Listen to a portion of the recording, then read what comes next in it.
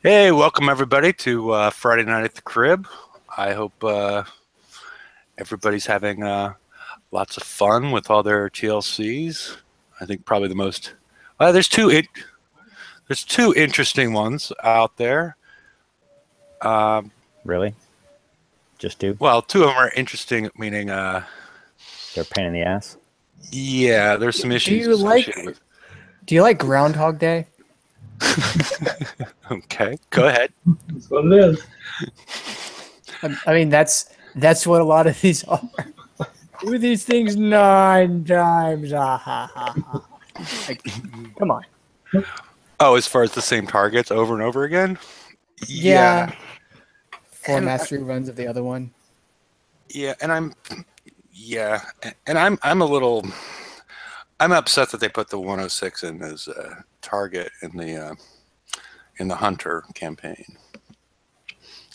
And then I'm so afraid to do the Hidden Depths Price Back 4 after watching watching some people try to do it last night.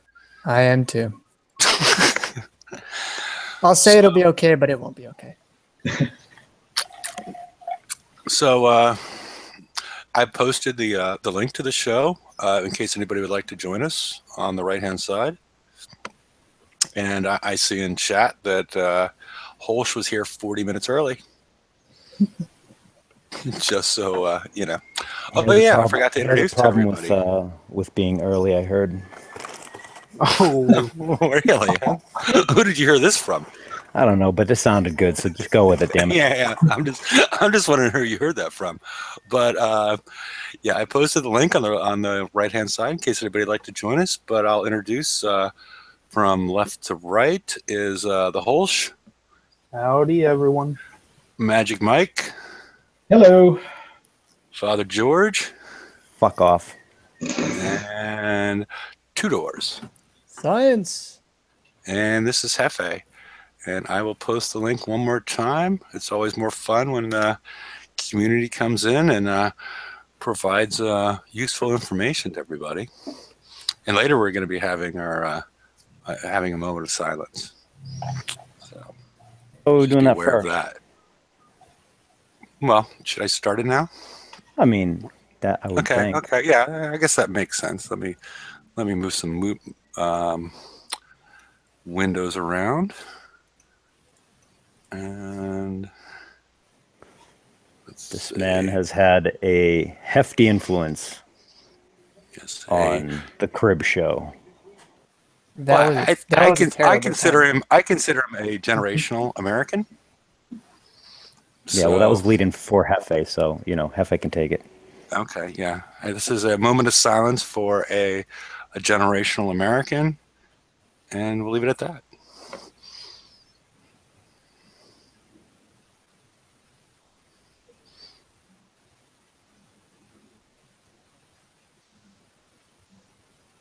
There we go. Well done. Hef. Yeah. Oh, I can tell Holsch is crying inside.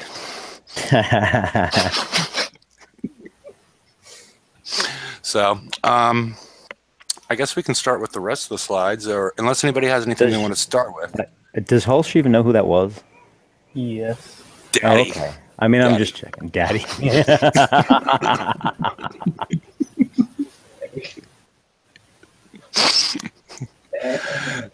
Oh, Grimace partied at the mansion once. Oh boy! And then did you get banned? I know a lot of people have gotten banned from there. Yeah, he's actually been running the mansion for the last year. So Grimace, he got 100. He got 100 million. Character? What? Grimace, the McDonald's character? Well, Grimace, the McDonald character in the YouTube chat. Yes. Oh. I'm not sure if they're one and the same. I was sure Grimace part of the mansion. Like, there's no way that would. that would make for some funny photos, though. They'd get like a spike in their sales, and then it just drops. I'm not sure exactly where you were going with that. Yeah, the double entendre or if that was there intentional. Or if that was intentional, what you just did there. But okay. I figured that out. Yeah. But but I'm not sure if he did it intentionally because he hit his face in his hands after he said it. So I mean, I didn't actually do it intentionally, okay. but I'll take another level of joke. Okay, alrighty. Alrighty. Should we go to the slides? Owen's just joined us. Hello, all. And hello, how are you doing? Good. How you guys doing? Oh, pretty good. I guess I can start with the slides, and we can go from there. And the slides here are not like on Wednesday show where we sort of read them. It's more merely to guide us through the conversation. You know, things that are relevant at this point. So, Hunter Games, I know a lot of people have finished it. A lot of people find the skirmish chest interesting and probably the most controversial part of this campaign. I think that your use of the word interesting could be used could be replaced with a much better word. Yeah. I also use the word controversial. So Prize Pack 3 itself is interesting. the fact that you have to achieve this prior to moving on to Hidden Death. Yes, and the fact that it goes from B sets to an S set. Yeah, the one S set. Yeah. What kind of fleets are you using with that? Phoenix, but I only got 4 of them. Okay. Yeah. So it's a struggle. I see. Have you been able to actually finish a mastery round yet? Of the 4? I haven't been able to do Prize Pack 3. Ooh. Okay. No guts you still, not even fully ranked. So yeah. Dang. Yeah, I guess that could be an issue, especially for like the Apollo people. You know, there's other people out there that are trying to do this, but My condolences to the Apollo people. The fact that Prize Pack 3 is, a lock for another TLC that only had 4 days to do. I don't know. It just seems like they're really wanting that big gap in the players, which makes no sense to me at all. But It's a shakedown, basically. well, They're becoming or the you could home sort of shopping take it- network of free-to-play games. Yeah, Although and a you lot could of also- games do follow the model. Yeah, and you could also sort of take it as a hint that you want to build both. That's one of the ways I took it. oh, I mean that's a given at this point. Like anybody Yeah. that's not building both fleets after last month. And even then, again, you just mentioned the 106 coming back only strengthens that message to build both fleets.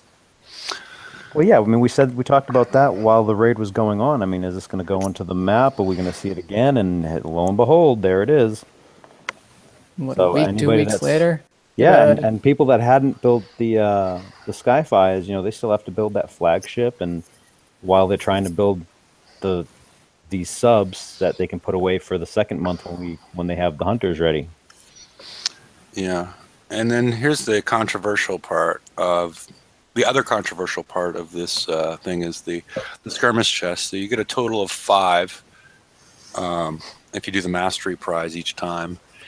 And you can basically, if you're Hulsh, you probably end up with 20 days of build tokens. And if you're Mike, you end up with 5. So, there's a huge disparity potentially as far as the players go, as far as 15, 2 weeks of build tokens for the hunter really changes your game. Yep. I'm Mike. You're not alone, man. I'm getting only 1 too. Yeah, it's discouraging. I imagine that their probability is not 25% for each occurrence. I want to say it's going to be weighted a little heavier towards the 1s and 2s. I have no basis for this. I'm just pessimistic.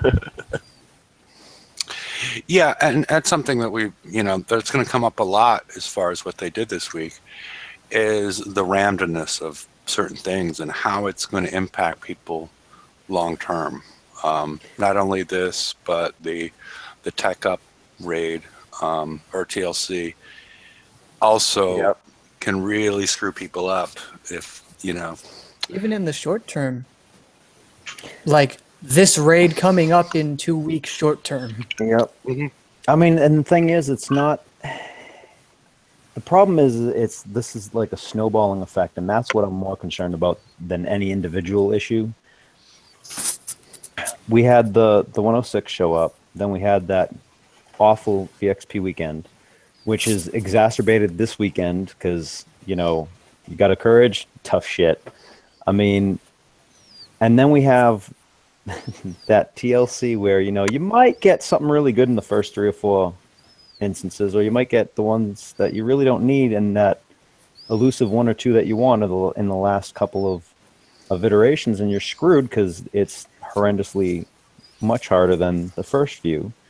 Then if you get none of the tokens, or if you can't get through that prize pack to unlock the other one, or if you don't have time, I mean, we spoke about the pressure to coin seems to have been like just hugely turned up, and this just exacerbates the entire thing so much worse because as a player you're just sitting there going, holy crap, I got to do all this crap if I want to even just maintain my position in the game. That's ludicrous. And you can't even properly plan because it's like, oh, what if I get 5 days of tokens? What if I get 20 days of tokens? Or it makes everything so much more difficult, and you have to plan for the worst. But I haven't Yep. done the actual math, but I don't think the worst on this is going to do you any good in the first or second raids because we're just not going to have that kind of time. And meanwhile, the FM is being cluttered with utter dogshit prizes like Reflective Coating 4, which was never actually useful. Yeah, and the other thing is they use the analytics from the raids and what they know that we have to design the difficulty of the raids and to scale them. And to have, the first issue is the skirmish chest, and then with the tech up, I was really concerned because I only have Phoenixes. I have one Guts build that's like partially built. If I didn't get Magnus 3, which I got in Prize Pack 4, if it happened after Prize Pack 6, which has the 106s included in it, the chances that I would get Magnus 3 are fairly low. Because I'm not going to. I mean, I'm tempted to throw a Bullseye Brigade crew on there and see if I can run through 2 or 3 of them if there's stuff that I really want that is left. Because I still think I have 9, so I'm tempted to do that. But not everybody has that opportunity. And nobody can help you. Yeah, nobody can help. Yeah, nobody can help anybody. But yeah, it's. Like George was saying earlier, you're widening the gap between the rich and the poor by doing this kind of stuff. And Howard in chat brought up bounty. Just bite your tongue, Howard. Just bite your tongue. No. I mean, and again, and the thing is, it's really easy because it is human nature to dwell on the negative stuff, right? But in this instance, I think it's real important to kind of look at it, and like individually, I can kind of see their idea, right? Like each of the TLCs, had they not all come out all together and in the fashion that they did, individually they might have been okay if there was nothing else wrong in the game, or if there had been no, anything in the game that had just totally deflated the player base. But the fact is that all this stuff is happening one right after another, and it's very disheartening for the player base. I mean, really badly. It's like a perfect storm is brewing, and I don't like it. Yeah, I mean, as far as I actually thought it was. I thought it was sort of decent. I wish we had a little bit more time on the hidden depths, but I thought it was. They listened to us. They didn't put all these TLCs out with the VXP weekend like they want to do at times, which drives the player base crazy. And the Hunter Games it still has 12 days left on it. Tech Up still has what, 4 or 5 days left on it. So it's not like you needed to complete all of them right away. And they threw out a second VXP weekend, which would have been nice if we knew ahead of time, but I don't think they knew ahead of time. But I'm not terribly upset by it. I mean, there is some of it gets a little bit boring, and some of it's a little harrowing. Like Prize Pack 4 of Hidden Depths, but it's I don't know that I have a huge issue with them really releasing 3 TLCs at this point. Is that what you? I mean, was I agreeing with you? I can't tell what your point was. It's not so much that the TLCs are out at the same time. I mean, kind of a little bit, but it's the fact that it's coming on the heels of all the other things, right? And then,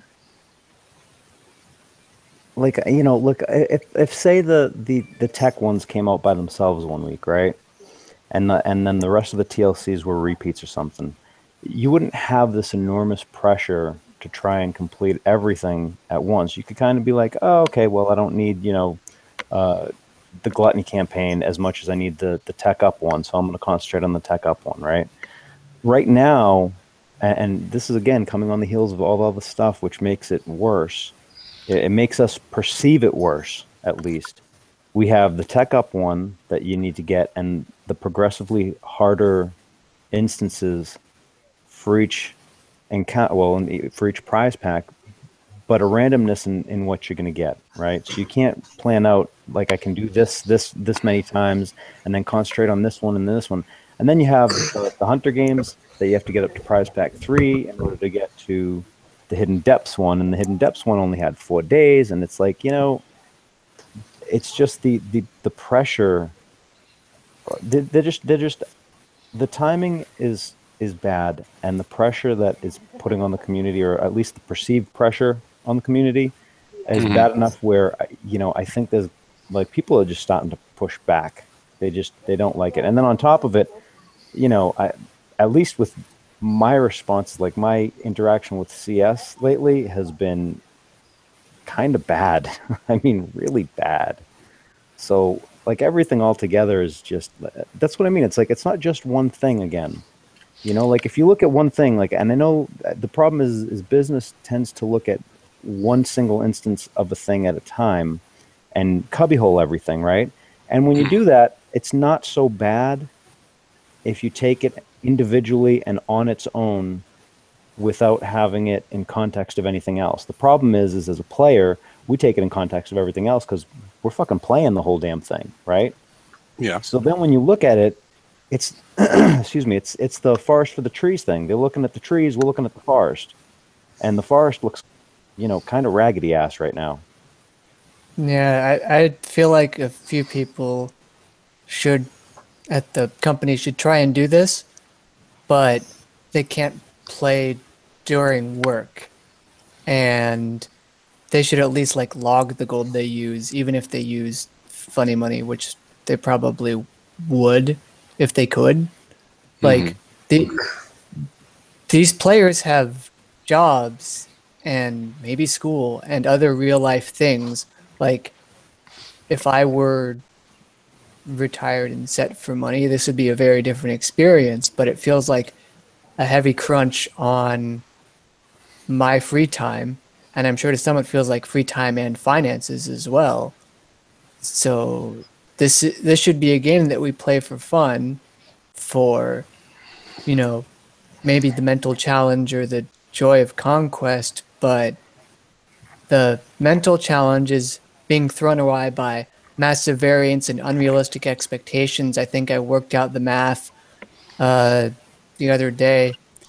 If you want to build Fang Teeth and Hunters, and the flagship for the Hunter is 10 days longer than normal Hunters, and you have to build both, like, even with sort of cheap builds on the Fang or the Hunters, I got it to you have to build 180 days worth of ships in a 90-day raid cycle.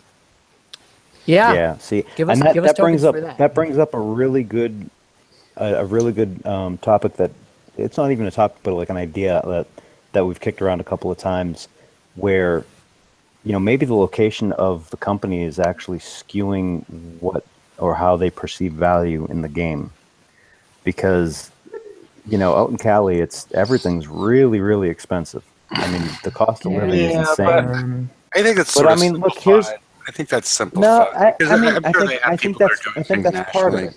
it. No, I think Hmm. that's part of it because to them, what's $15 to complete a campaign, right? Whereas you go to like Kentucky or Oregon, like out in the rural areas, and man, that's 2 hours of work. You know, Yeah. it's a little bit skewed, and I don't know if that might be part of the issue. Like I'm trying to figure out what it is that's skewing, and I can't.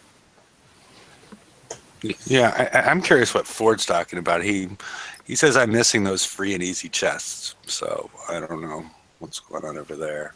Daily campaign, maybe? I don't know. I was taking it a different direction, but Oh, okay. So, any of you noticed that it seems that we're going back in time in the game? Because back in the FM, right, it was originally random. You didn't know what you're going to get. There was no progression. Yep. And then they went, oh no, we're going to make it so that you have to go through everything one by one.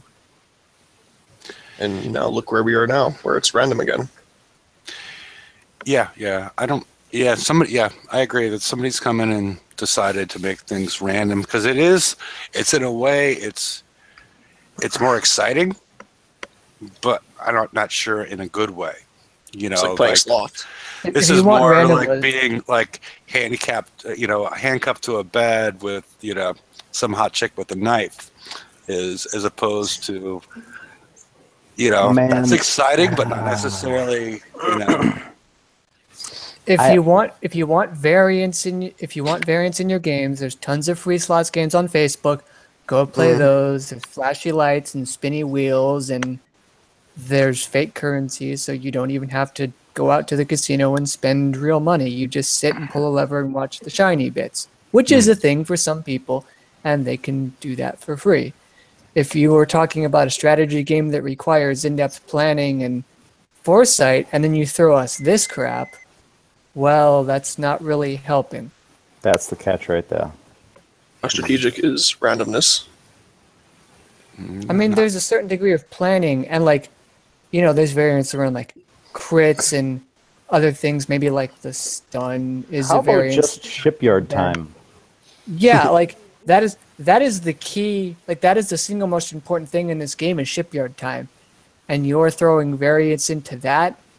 That would be like telling me, hey, you are getting some unknown amount of money in your bank every month. It's like, no, I kind of need to know that. That's kind of important, you guys.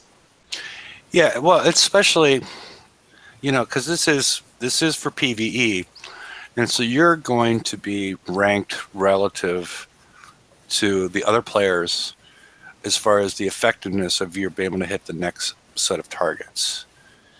And so like I said before, they're going to vary and they're going to tune this target based on what the players have. And if some player is getting 4 times as many tokens as another one, it's really going to alter the experience for the people that didn't get quote unquote lucky. Yeah, Well, technically they could do it by the EV of tokens because they know the percentage drop rates of 1, 2, 3, and 4 days. But even then, that seems disingenuous and massively unfair. It's like, oh, my fleet isn't good enough, not because I got the build wrong, not because I don't have the tech, but because I got unlucky and you expect 15 days of build tokens to exist where I only have 5 or 10. So I'm 25 to $50 behind now. yeah, let's not get That into them, you know, taking, into account the tokens that we get in the FM now instead of it being a bonus. It's kind of like a requirement. I mean, well, yeah. I And, mean, like Owen said, they're gonna garbage like reflective coding 4. yeah. And Then I mean, like Owen said too, that, it feels like we're going back to like 2015. I mean, 2016 was such a good year They were telling us ahead of time the changes. We were able to anticipate things.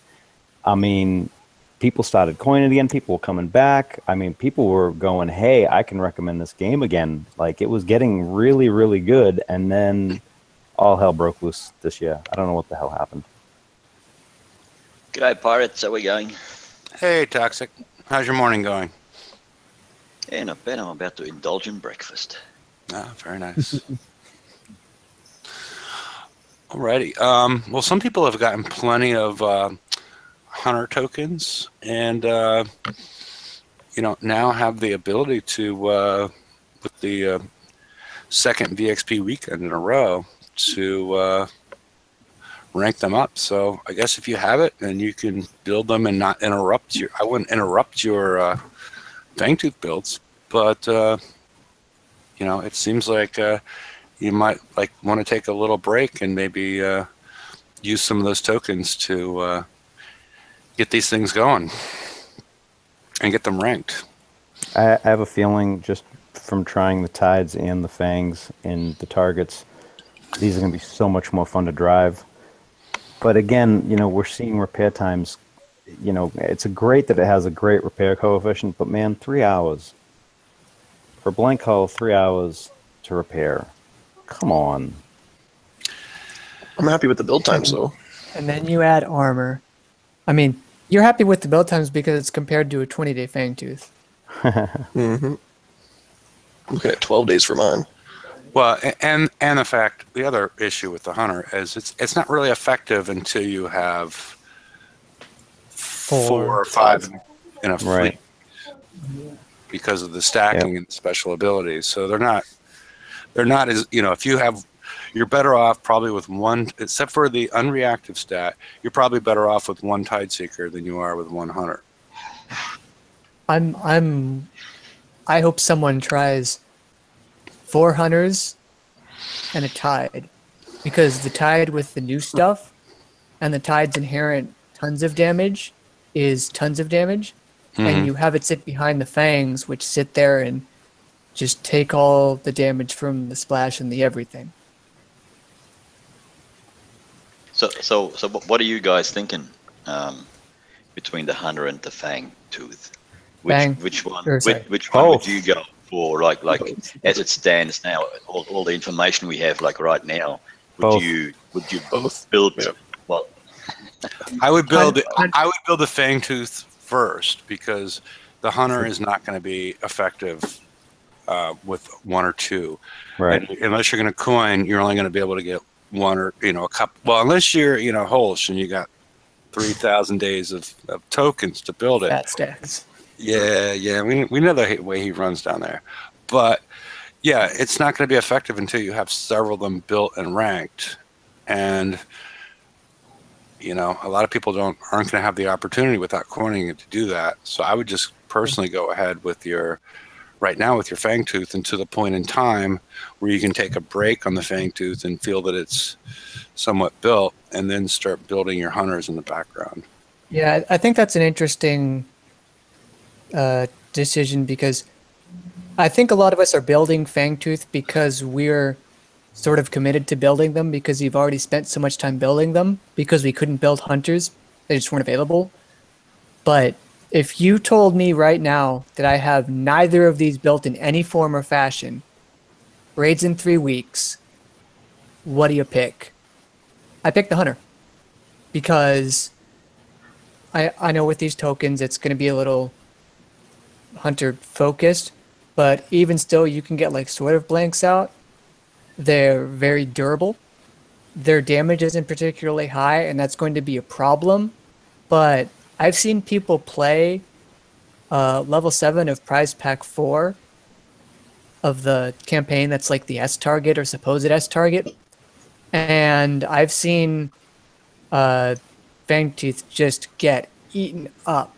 And their thermal outranges you, and so that doesn't even matter, and you never surface, so it's not really like driving a sub anymore. So the stealth idea of a sub doesn't really exist. So I'd go with the hunter. You soak up damage, and you kill them kind of slowly, but you don't have to go back and fully repair everything before relaunching too. And you also, if one's just a blank and it doesn't have any guns on it, you can just sit in the back because there's no range to the aura. But if you don't kill the whole target, then they're going to come after the one that's sitting in the back door. Or however many you got sitting in the back.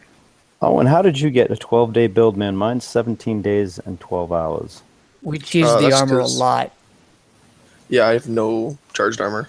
Well, yeah, that's kind of... I'm just going to say that's actually something I was about to say. If you're building Fangtooths, and you're debating whether you should have a fourth one or put armor on the ones that you have, the armor is... If you have charged armor, you need it. For the for that hidden depths one, without armor... excuse me, I had 3 fang teeth. Actually, no, I had 4 fang teeth. No armor. Almost all the weapons, and I think 3 specials on already. And dude, they get 2-shotted with no charged armor. It was ridiculous. That's special. Armor is absolutely needed for that.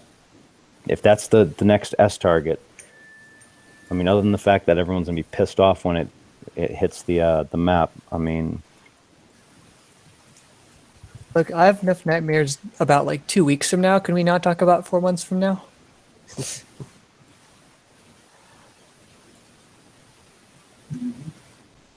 No, but I agree, and it's been sort of whispered about, but I'm gonna bring again my concerns about the concussive and its deflection being 30,000. Like, seriously? It's almost like going back to the original charged armor. Yeah, it's going back after they swapped everything and said, oh, we screwed it up, but then they never actually adjusted the damage of the missiles to account for that. I see you, Kixeye. We see what you did there. Yeah, I can't make those eyes. I'm not a cartoon. Hashtag waste players time 2017. Do 9 runs of Tech Cup. Like, why? The last 3 runs are the same. Why can't I just get all the chests? Because it's that, and then you have to do the 4 masteries of the other thing with your assault fleets. Like, I get that you guys are having to sell this to PvE players, but damn. Selling it so hard. Dude, that's 4 times? Yeah. Someone else say words. Has last weekend's VXP weekend has gone that badly wrong that we have to suffer through all this pain now? That's the question I got. I would think, given what we're seeing and how the community reacted, yeah. Yeah, I haven't seen a second one, and I'm scared because, you know, the other B word, the thing that might come next week, after it's raid bounty, then yeah, that one. It's raid, then it's VXP, and then it's VXP to Electric Boogaloo, then it's the other thing, and then it's the raid again. Like, bro, I want to hang out with my friends on weekends. I want to do something else. I want to do homework. Anything else? Have you actually seen that movie, Brian, or did you get that from me? I got it from other places. Okay, all right. Because I used to, yeah, okay. I think I'm a little young for that. Breaking 2, Electric Boogaloo? Yeah, it's quite a film. Okay. I guess the other thing is it's completely unreactive, and that's why you're going to start seeing differences between the Tide Seeker and the Hunter. But, you know, we went through that last week. How many people haven't thrown this on their Tide Seekers? I need the frame for that. Well, never mind. You need what? The Houndstooth? Before attempt at a joke. Frame for the weapon on the right. I threw 6. On my Tide Seeker, so I'll go back to sleep. Yeah, I threw 6 onto my Mayhem equipped ones because I had 10 days of tokens that I could blow. And they do really well. Not so much in number 7 of Hidden. That one was... That one was... I'm just telling you, if that is the target for the raid, holy shit. Yeah, I had 2 4-days and 4 1-days, and I was able to completely change over my Tideseeker for 4 days and 5 minutes. Nice. Yeah. And you can, if you do have a Mayhem one, you can leave 1 Mayhem on there, and it will not. It'll stay underweight. You're right at the edge, and probably because of our, shipyard and all that kind of stuff, you may have different issues with it. But yeah, it seems to be quite effective. And I guess we'll talk about that in the upcoming when we start talking about hidden depths. But I would recommend it if you have all the Tideseeker build tokens that we got in some TLC that, about a month ago? Yeah, just before the last Maybe like raid. the Rising Tide. Was that the name of it? Yeah. It was the original Tideseeker one, yeah. Yeah. From, 6 months ago, 7 months? No, it was a more recent one, I think. Yeah. No, when it originally came out. Oh, okay. Yeah. Alrighty. PBX payload. Yeah, that's another thing I tossed on mine. Hidden depths. Here we go. Prize pack 1, prize pack 2.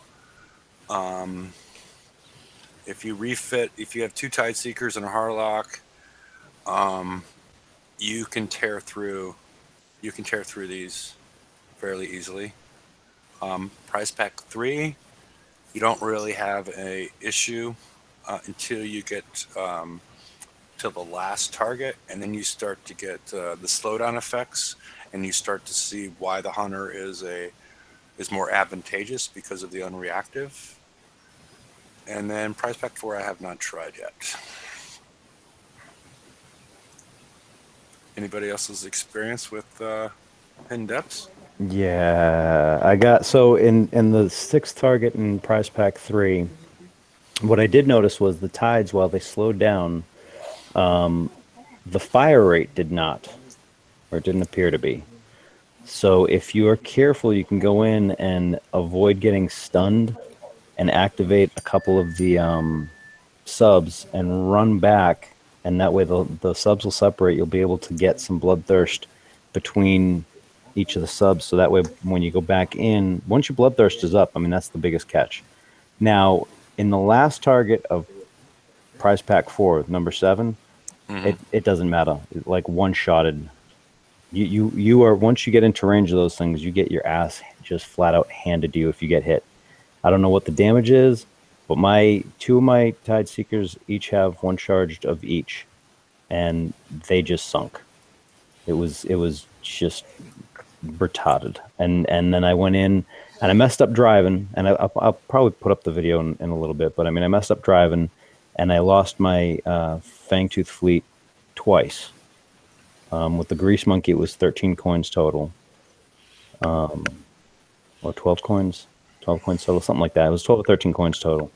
And so it would be about 26 coins if you didn't use a Grease Monkey. But you got to actually pull it off. Now, do we have a picture of that last target? Because there is a little trick that I found out. And Kevin will be upset when he hears this, but... I don't... crap. I thought I did at some point, but I don't see it here. When you guys go into the target, if you can get to the point where you've killed most of the subs and you're starting to kill the gluttonies, there's the last set of subs that are sitting kind of behind this little wall in a gluttony. If you go in from the top and loop around to activate the subs from the back, the subs actually go forward. So you can actually kill the gluttonies. They'll come up, they'll go forward enough with it, you're out of their thermal, and you can kill the rest of the gluttonies before you go on. I got that one from... who the hell actually sent me that one? Oh, Vengeful One from SDS7. Okay. He mentioned that. I was like, oh, that's a neat little trick. So yeah, if you can activate the stuff from behind, because they'll always go forward and turn. And I guess if you go in behind that little island to get to the back of the gluttonies, they'll go forward. And when they go forward, because of that wall, they go forward enough where they come out of, or they go too far for their thermal to see you, and you can just sit and pick off the rest of the gluttonies.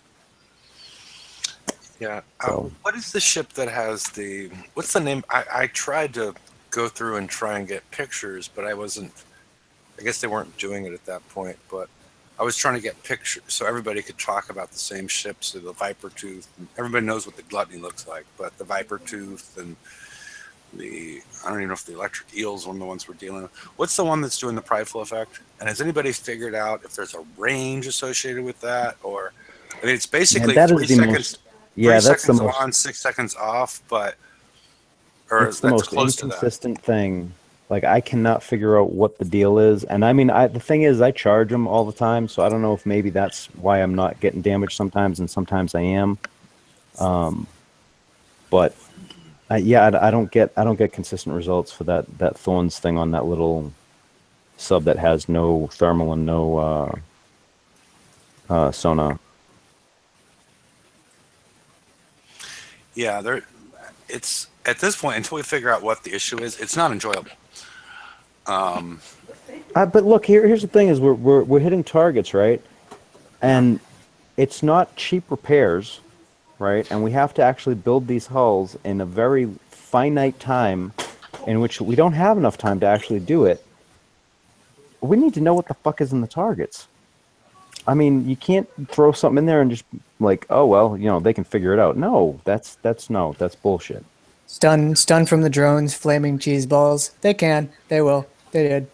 Flaming cheese balls that didn't, have a damage type that actually was, congruent to the raid set. So here's an interesting thing. I did the tech up. I was doing one of the rounds, and I killed one of the big buildings in the back, and cheese balls shot everywhere. I have 3 Gale 3s and countermeasure the FLCS on one of my ships.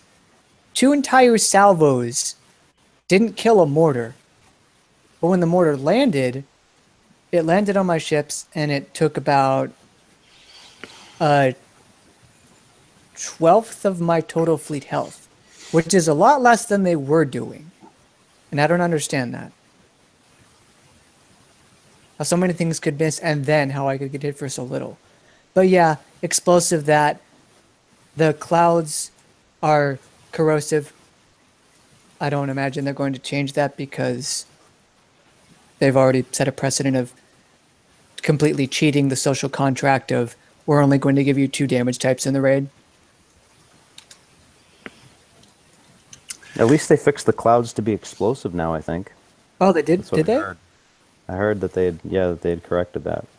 I might have to take something in and see. I can lose a monolith for that. It's fine. Okay. Alrighty. But yeah, if you have, oops, it skipped ahead. But if you do have the ships to do it, I mean, the payoff for Prize Pack 4 is quite substantial. Yeah, it's 3 days of build because you're going to be using your 3 days low token of build, 5 days of Phantom, so 8 days of build, 4 charged armors, probably enough. I don't know what the number is. You finish the hull. You get VXP. Who's got the tinfoil hat? Because look, it might be substantial, but is it really? Because I have a feeling from seeing these targets, you're going to need that flagship if you want to do best targets. If they tune the first raid to having the flagship, they're going to have a lot of problems. Although it's interesting because then the question becomes, will they have recouped the money from people trying to get the flagship so that it doesn't matter that the revenue in the raid is probably going to be at an all-time low? But yeah, speaking of where's Rum? I remember the first raid being easier too. Well, Easier because we're only going to have one S target, and then we're going to go to a second one in the next month, and then a completely different one in the third. Yeah, easier in that way, I guess. The hunter specific, that you can do with a Fangtooth, better than that. But no, seriously, Prize Pack 4, that's a raid. If you win that, you pretty much win a raid, right? 8 days of build time, a flagship, charged armors, VXP. That's about a raid's worth of prizes. Is that fair to say? Considering how much the charged armors were worth. Yeah. They're worth more than I got total in the raid. Considering how much a flag is worth. Mm-hmm. That's 30, 70. Well, did you get charged armor in that one, or is it in Hunter Games? No, Prize Pack 4. Here too. Prize Pack 4 only. It's in both. You can get a total of 5 in Hidden Depths. Yeah, 3 and 4. Nice. And there's one in every mastery round of the other one. So you could have up to 19 CT by now. That's not a good sign. No, it's really not. I don't feel good about it. If you build both Hunters and Fangteeth. Which and you're going to be 1 CT short, so you get that 28th in the first raid, and then you just got to shrink 180 days of build into 90 days build time. Do they have a TARDIS at Kixeye? Maybe they do. If you build Hunters now, they're going to be useless until the last raid. Or not as good, I should say. I mean, are you waiting for the flagship? No, when they change the target to be tuned to them. I mean, they could theoretically screw up the second S target in the second raid, but they could probably do the first target in the S raid just fine if you have a pretty good fleet of them in the second raid. I think that's reasonable. Have you seen the numbers on their defenses? It's actually quite astounding. Yeah, they're quite large. If you stack them all together, it's spicy. Yeah, it's a matter if you get 5 of them, though. Yeah, that's one of the issues. I should actually go back and find the thing that Ren posted and do the math for 4. And whatever the flagship effect for the flag for them is. Oh, okay, so this tells me we're facing subs, right? Like, that's what we're facing. There are some gluttonies are technically always on the surface, but a lot of these are subs. They're submerged, right? Mm-hmm. Why is every single ship that we're being given utter garbage at spotting out subs, if that's what we're fighting? Meanwhile, their thermal is over 100. Why is that? Why? It's because they don't want to mess with... I think this is to mollify any impacts on the PvP game. Hopefully. Mudgluts. Like, I'm just going to say mudglut. And also, it didn't have a cloak efficiency buff like most of our subs have gotten before either. Well, but cloak efficiency is capped in player basis, unless you're talking about FVF. Yeah. Okay, yeah. I'm talking about... speaking of what Daniel wanted to send all the... he wanted to send all the snipers to hell last night, though, in the week before. So I'm not sure. Yeah, as far as it relates to sniping fleets and things of that nature. That's not this with the range that this thing has. I mean, I don't think they. Yeah. I know they mentioned that they tested it, etc., but I'm not really sure that they actually did that. I'm sure they tested in some way, but they also said that the hunter was going to be very good at taking these things out. And I have not seen it. It's slower, and it has minimal thermal. It has no thermal, and it has basically minimal sonar. So yeah. So we need to build one fleet for like the raid, and then another one we have to tailor for PvP. That makes so much sense. Yeah, if you put a mag drive 3 on, like, hunters can't spot you. You have to get within the absolute minimum range of being seen to be seen. If you put Mag 3 on and you're a Fangtooth and you get seen by hunters right now, you're an idiot. You're not Watch paying the attention. flagship for the hunter. Give thermal. I know, right? That's what I'm. It's going to give a cavitation feel, and it'll probably give thermal and and it probably would have the ability to see phantoms on the map. I hope they don't do another Howlock Tide Seeker thing where it's like, oh, you can see everything on the map, but it's going to cost you 3 times as much to repair. Oh, That I would like to suck. think they learned from their mistake, but They don't. I They doubt don't. they I did. don't know that they realize that was a mistake. And that's the thing. They could have just fixed it. They could just go back in and tweak the repair amount, and they never did. Yep. It's still stupid long. Like, guys, if you understand this is a mistake and you're correcting the mistake going forward, why don't you ever look back and correct your prior mistakes? I mean, I guess they think they don't make prior mistakes. Well, I mean, Mag 3. What's the build time on Mag 3, and what's the build time on Mag 2? Exactly. It's a day difference, and that's the main advantage of it, right? I mean, besides like like 15 more cloak efficiency, and no accuracy penalty. But it's the build time. The build time is why I didn't build the Magnus, but I don't think I can afford the time to switch out now. Like, that's how tight this thing is. Isn't that what they would have thought, that everybody surely now everybody would have put an engine on this, so now we release this and they were going to coin that on was it's better. I mean, that's probably what they were thinking. Unless they watched the Crib Show. I told nobody to put engines on. Just I mean the previous. Sorry, go ahead. No, I swear I said it on the show multiple times, but yeah, I didn't put engines on. So all I had was torps and AA3 and twerp tubes before this came out. Because I remember me and Holst were discussing this, and he's like, "What specials do you think are safe?" And I'm like, I listed off what I thought was safe at that point as far as putting on, based on our knowledge base at that time, and I didn't feel comfortable putting either engine on until we knew more information about the usefulness of cloak efficiency. And now that doesn't really matter as much, whether we need cloak efficiency in the PvE part of this. I mean, because but now you have something it's faster than putting on like hydraulic resistors, and you got the cloak efficiency, and you got a decent build time, and there were so many good things about this.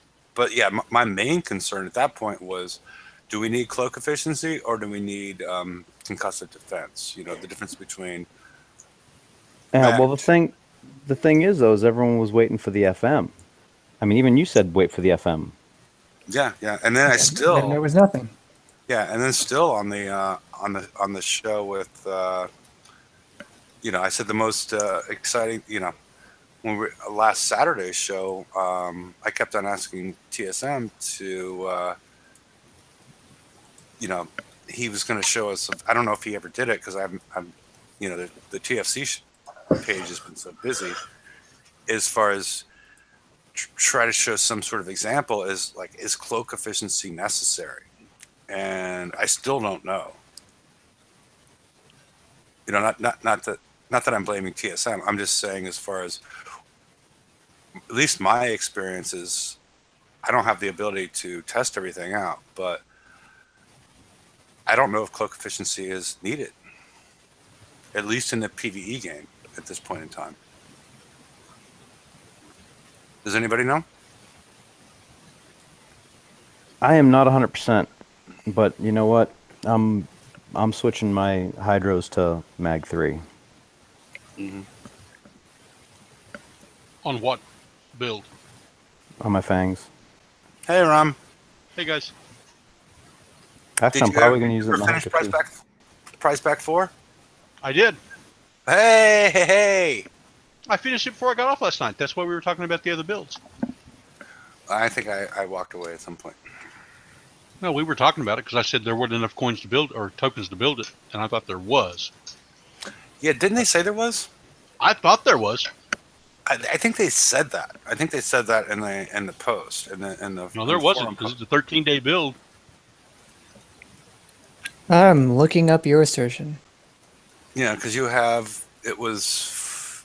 I think you're 2 days. Yeah, I think you're 2 days short, aren't you? I think it's like 15 days absolute blank. It's 12 days, 5 hours at absolute minimum. Yeah, so we have 1 day, 3 days, 5 days, 8 days, 13 days. Hey guys. Hey. Hello. Hey TSM. How you doing? Yeah, you got 13 days inside of the hidden depths. Yeah, but if you had to do the project, you had to use some of your skirmish class in order to build the fangs out because you can't do them with partially built fangs. Yeah. So I'm going to give on for 5 minutes because I don't want to lag. But just for you, Heffy, mate, the test was conclusive. You don't need it. Okay. So the main reason it makes no difference whatsoever. Didn't help at all. Yeah, at least the targets we're seeing at this point. But it is, I guess, the big advantage at this point would be the Magnus 3 as far as the speed and the build time.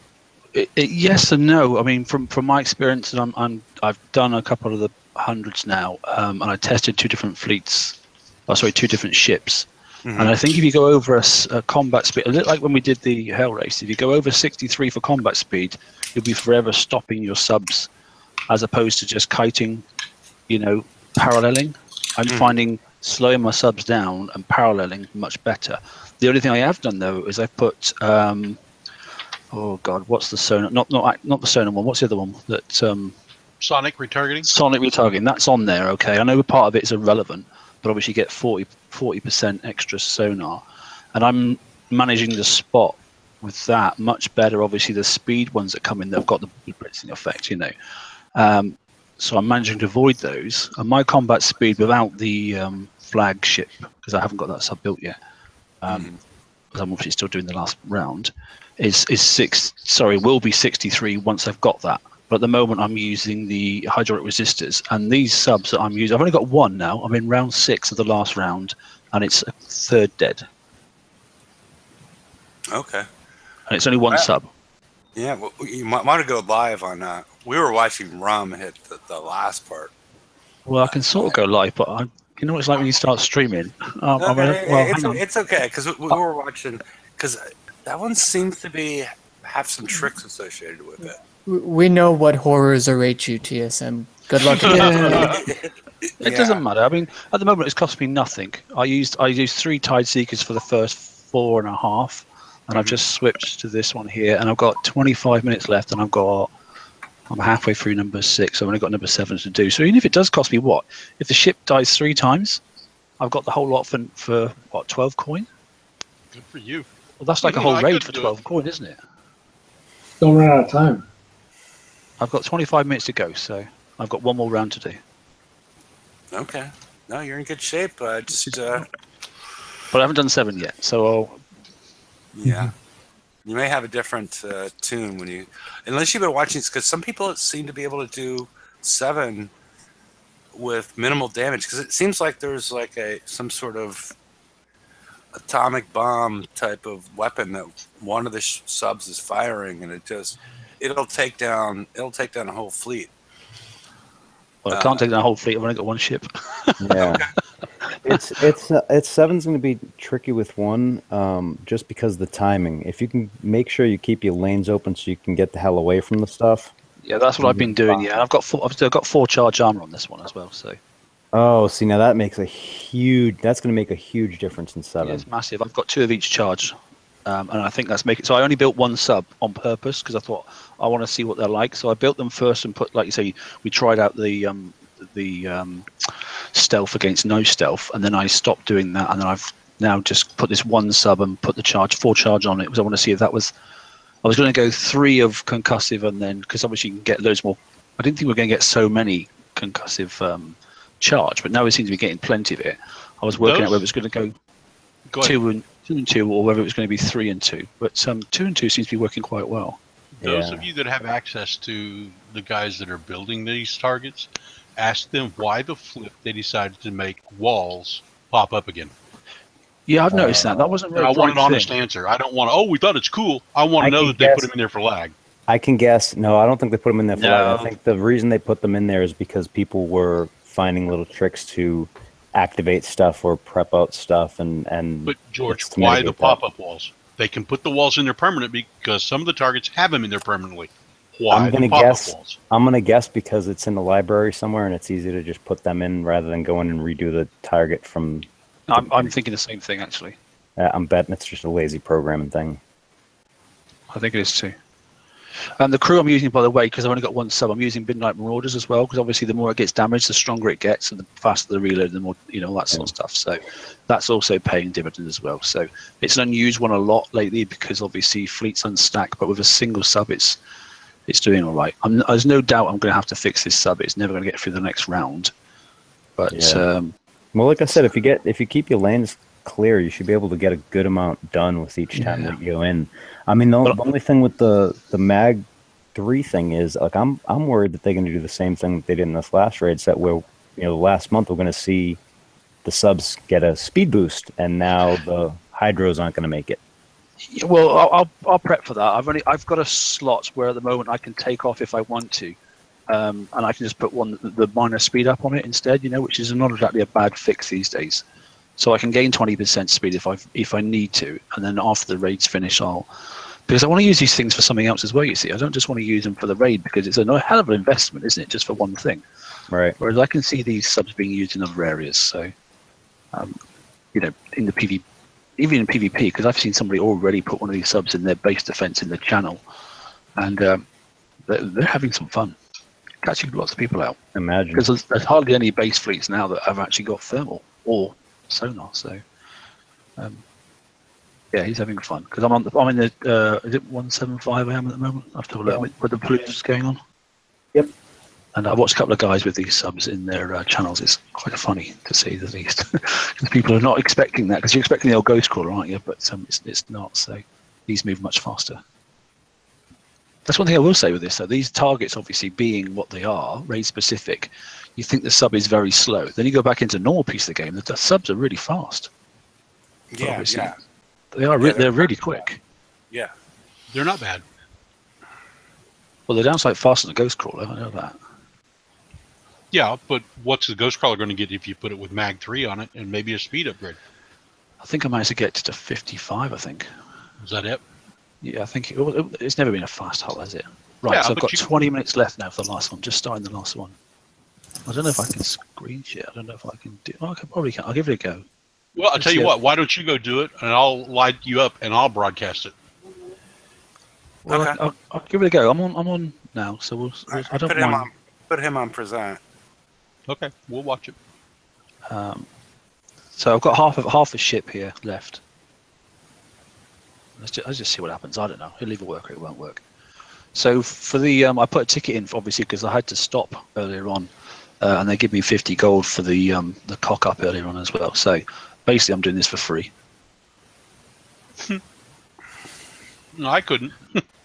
I had 4 of them, partial builds, but yeah. No, I'm just using a single sub, like I said, but it has got 4 charge. And I don't know.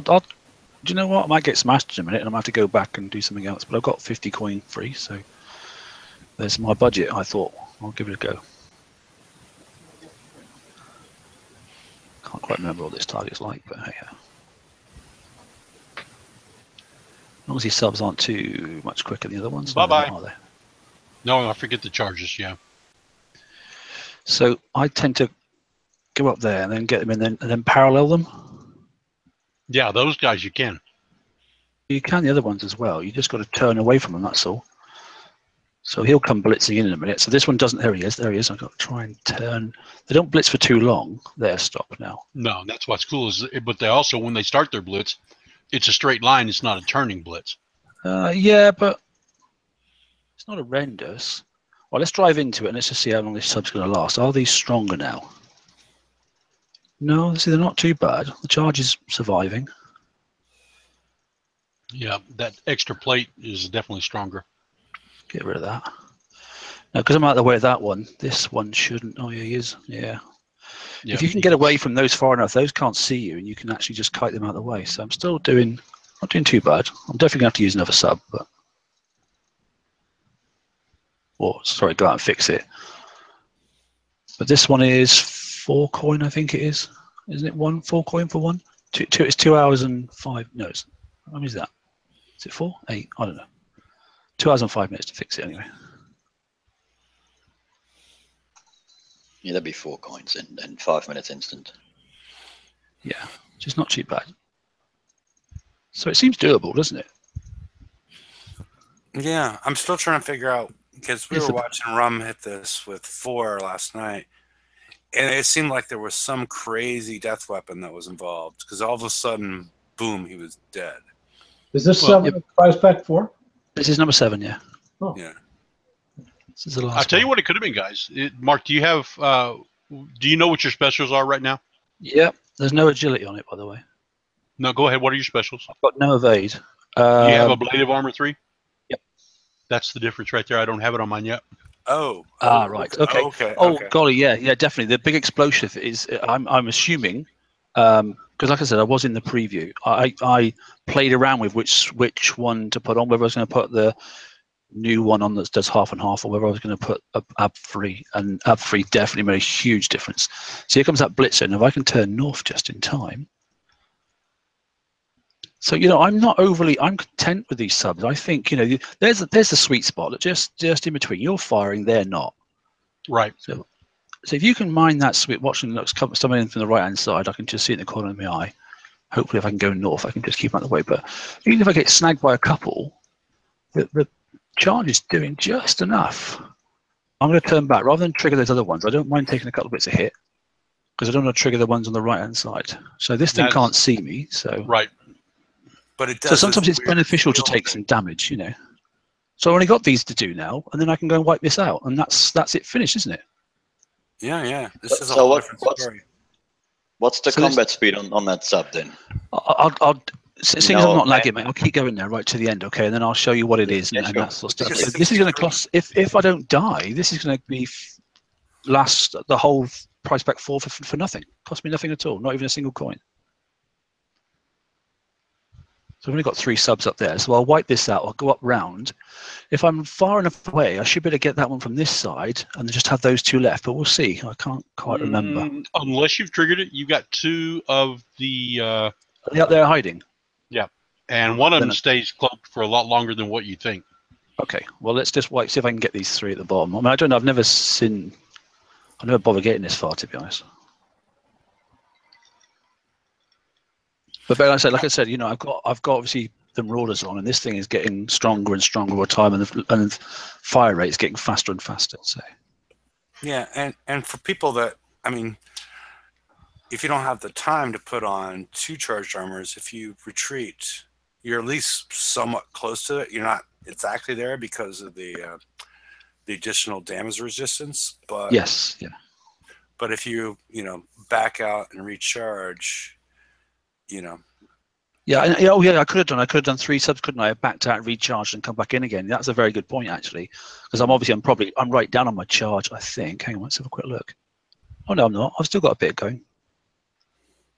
Because these armors are very different, because they take a lot of. These take a hell of a pounding compared to the last ones. I think these are much more efficient. Yeah, because the ratio of damage there we go. versus. There you go. So I sat. So my charge was gone. I sat underneath those things, as you were saying, and that was me. So I obviously had run out of charge for that area. Come on, give me my fleet. So I will. I'm not going to do that, but I've got plenty of time. I'm going to go back and do it in base. How am I doing for? 14 minutes. Is that what it said, was it? 14 minutes, 16 seconds. Yeah. Okay, 40 minutes just to get a few slips. So that's okay. So for special U-boat commanders like myself, who are really good at driving those. Well, I'll show you the build then. No, I'm here. A grease monkey would go well. For one ship, yeah, definitely. For one ship, yeah. So go to dock. Well, I forgot. I've got 13 minutes left. So let's just what am I doing? Fixing. Oh, that was the tides. Yeah. So I use these tide seekers to start with, but that's just mine are just normal everyday tide seekers. Look with they're nothing special. That's my tides. There's nothing special about them. All I did kept make sure I kept that one back slightly every time I went in and killed a sub. And then on this one here, look, that's all I've got. That's my plan. And basically that speed up I'm going to change and put that, obviously the... Mag 3? Yeah. Well I'll move it around anyway. But I'm going to leave the hydraulic resistors on because I quite like it. Well, then you're not going to put Mag 3 on it. No, they're too fast, mate. I don't like fast subs, but, because you lose control. And then when the lag starts as well, because it's bound to in-raid, as it always does. Well, my Mag 3 was the same speed as you were talking about, 63, but I didn't have any speed upgrades on it. Yeah, but I'm going to take that speed upgrade off as soon as I get the flagship. That'll be removed. Okay. Because I want to put the extra sonar. So that was my own fault for driving into that stuff. I probably could have got away and done it, actually. If I'd got those subs first, I probably would have got away with that. It's my own fault. Doesn't matter. All right, let's get back in. I've got 12 minutes left, haven't I? Yeah, so that's okay.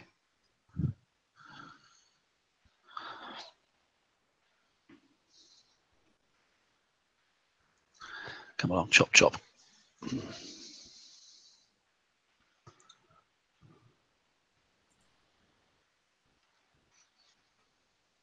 Sorry, Happy, didn't mean to take over, mate. Sorry.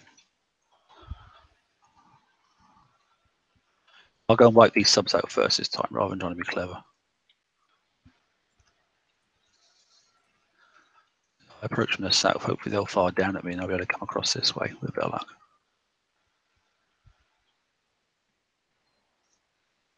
And Rum, you're saying there's two at the top here somewhere, yeah? No, there's at least one of them back in there. It wouldn't surprise me. See if I can get this thing to fire at me at that angle there. There we go. Right. So we can get this to kite. See, I'm virtually at the same speed, virtually. So I can just parallel now. Right, where's the speedy one? He'll come in a minute. So let me just change the angle. This is what I'm missing now. I could do with seeing him, because normally you can see him from quite far out, but I'm not going to be able to see him. Unless I've already killed it. You may have. Because something... No, see, I'm not overly sure. No, can I see him before he sees me? There by now. Here he is. There he is. He's there.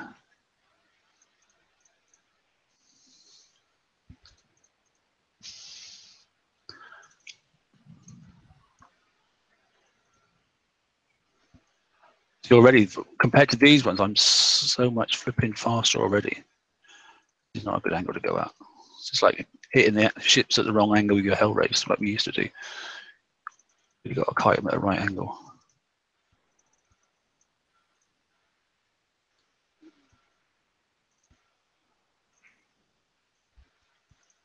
Oh, yeah, that's not too bad. Okay, so that's it. Can we finish, isn't it? You'll be I done. should have like 10 minutes left. Very nice. That is very nice. Yeah, that blade of armor makes a huge difference. Yeah. So 4 coin for my own stupidity, because I shouldn't have gone and danced around the middle. But you know, I've got, like you said earlier on, you've got a raid's worth of goodies now for 4 coin. You do. Well, yeah, but in general terms, you know. And I've done it in 50 minutes, approximately. But I did make sure that the Tide Seekers were up there running first. And I put the evade crew on the Tide Seekers. Because I thought that'd be... So if you don't have Tides, could you have done it all with the with that one sub? I think you would have ran out of time. I think I'd have been out of time, yeah. I must admit. I think... although you could have used probably Hell Wraiths in the first one, definitely, because a lot of people were doing that. Good job. Well done. You used tides in 3 levels, TSM? Sorry, say again? You said you used your tides in the first 3 levels? The first 5 I did, actually, to be honest. First 5. Okay. I think it was 5. Yeah, I typed it earlier on. I can't remember what I said now. Yeah, after watching this, Mike's nightmares are probably over at this point. They've become a little less than a nightmare. It's just a bad dream. Yeah. Okay. Sim, you jumped. You're in 175. Yeah, that's where the Palooza is, mate. So I'm at the Palooza. Although most people aren't paloozing because they're doing one hit each, and there's so much PVE going on, and everybody really needs to get this stuff. They're all like, "Frickin' heck, I need to get this done." So I've seen more people doing PVE than I have been seen paloozering. I mean, I've had my base hit 3 times, but that's it. To be honest, I haven't even had a chance to hit anything myself because I've still not finished yet. How have you done on your base hits? On them hitting you? Fine so far, to be honest. Is the new turret helping? I've survived. In fact, I said about 5 of these. I realized I forgot. I've only done 1 round of the mastery so far. I've done 1 of 4. Look, so far I'm on 5 tokens. So I completely forgot that actually you do that 4 times. Another lucky guy. So I'll do that later on. Friday night's You have a while to do that one though. Yeah, that's why I thought I'd clock the other one because it's like 24 hours left in it, isn't it, or something like that, or just about. So. So I'll just show you that build again, just in case people do want to have a look. So, yeah, that was my own stupidity. I probably could have done it for nothing. But hey, I'll call it pressure, So that's it. I hope people can see that. But what's the one on the far right? So over here. Yeah. So that's the Caterpillar drive. So I went for that was the one I was testing for the cloak efficiency. But that's the other one. The other one that's building is not on it, so that'll change now, and I'm going to take that off, and that'll be the Sonic one instead, so I can see them more as opposed to trying to hide them. But you're only going to need that on 1 ship. Yeah. Yeah. Yeah. So I was going to put that on one. I was going to put on the flagship and then 2 others, just in case something dies, and then on the other 2, I'm going to put more concussive and that sort of stuff, so I got more hitting power. Or maybe put it on the flagship +1 and then put 3 with concussive, something like that. I don't know. Okay, so then you have hydraulic, speed upgrade, ablative 3, sealed fire charge, and then the advanced torpedo tube. Yeah, advanced torpedo tube. So obviously once I get the flagship, I'll be dropping off the speed upgrade and then either going for some. I don't know yet. I might actually put on 1 torpedo and take one of these off and put on like a mayhem, and then obviously put extra splash or something. I don't know. Do something. But I want to be able to use these in the main game as well, you see. So that's why I want to be able to detect and hide if I can help it. Because it'll be good fun then. Yeah, because yours seem like there's no offensive reason why, but yours seem like they're doing, at least on that level, they're doing more damage than my single sub. And well, what is that other torpedo that's off? You have the deliriums, and then you have one. No, I don't know. They're all deliriums, mate. I don't know what that graphical error. Yes, it looks like it's got more ablative 3 hidden underneath, but it hasn't. Yeah. It's a graphic goof. Yeah, that explains a lot. He's a graphical hacker. Yes. But the point is, I mean, what I like on the defensive is, and that's why I really sort of like, and it's a gamble, absolute gamble, is obviously the 15% baseline concussive defense, which is when they're obviously with their torpedoes or whatever it is that's firing at you, and that percentage gets through it. It obviously builds on top of obviously what you've got for charge. So I'm already at 80%, which is decent, Anyway, there we go. So that's that. And like I said, the Tide Seeker is nothing special. It's just a routine, everyday, old-fashioned. A lot of people went to Calamities. In the end, I didn't. I just went for the bulk standard, and I've never changed them. So they ain't nothing brilliant. And that's the crew I was using at the time for them. So. And I know normally I stream, but I didn't want to risk streaming that and then lagging and then not doing it, sort of stuff. So, yeah. Happy with that, mate? Is that all right? Yeah, very good, very nice. Thank you. Good. Yeah, I've got to try and get this off of. Yeah, I mean, Rum gave several people nightmares last night with, but we didn't know he didn't have A3 on his. Cool. Subs. Well, that's obviously the key, isn't it? Seems to be anyway. So. Well, I built them as cheap as I could to get them in there to use them. Oh, I don't blame you. No, good lord, no. I mean, no. We didn't know what the target was going to be like, but yeah, it scared a lot of people. the people that were on the stream that we had last night. Yeah, because it was like, oh, coin. It was like, it was crazy. Yeah, it was. Yeah. Cool. Anyway, right.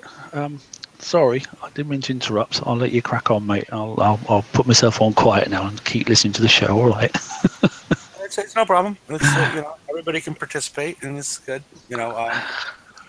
I've had my 5 minutes. That's enough. You can only carry on. Okay. We thank you for your participation. Yeah. Hey, mate. We all help each other out. Of course we do. Okay, so 1 through 5 with Tide Seekers, and then because I have enough skirmish tokens to add 2 more charged onto mine. I don't have hydraulic.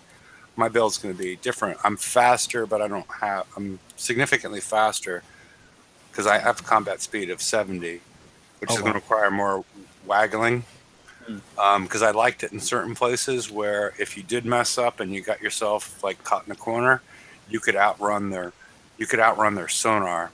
Absolutely, yeah. And then they would turn themselves around, and then you could come and hit them from the back. So I do like parts of that. But yeah, no, it's the trade-off, isn't it? Yeah. No, I hear you, mate. It's an absolute trade-off. Yeah, and it's just a matter of how, yours is probably going to be easier to drive. Do you remember? I don't know if you remember the open preview when the Hellwraith one, and we were driving them, and then they were around 70 something as well. I think the build is identical to the Hellwraith for combat speeds and that sort of stuff.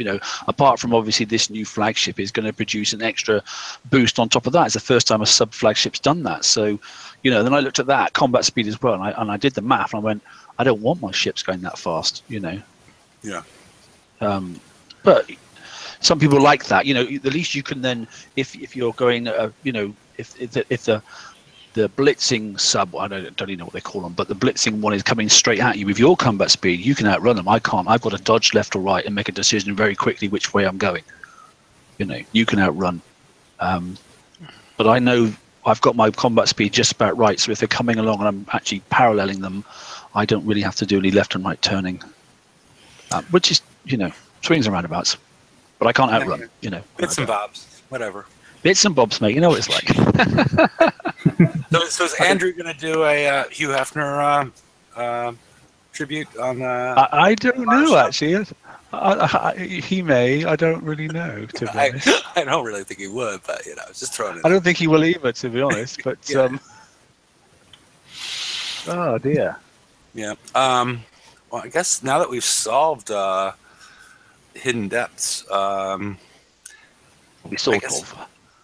Yeah, well, for some people, there's not much time left, but I think if people have been progressing there fairly well and they haven't done, I know a lot of people historically like to try to build all their ships in parallel and try and build 3 or 4.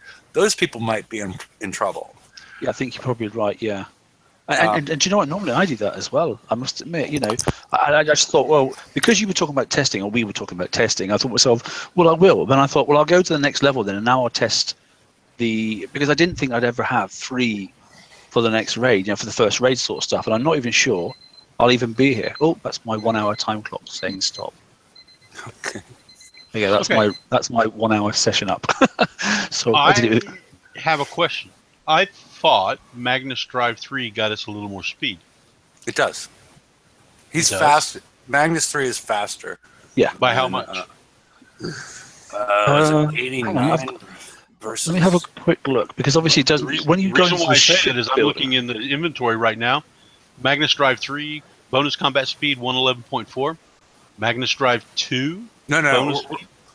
We're comparing it to the hydraulic resistors or the speed system. Yeah, but it's the same exact speed as Mag 2. It's just lighter.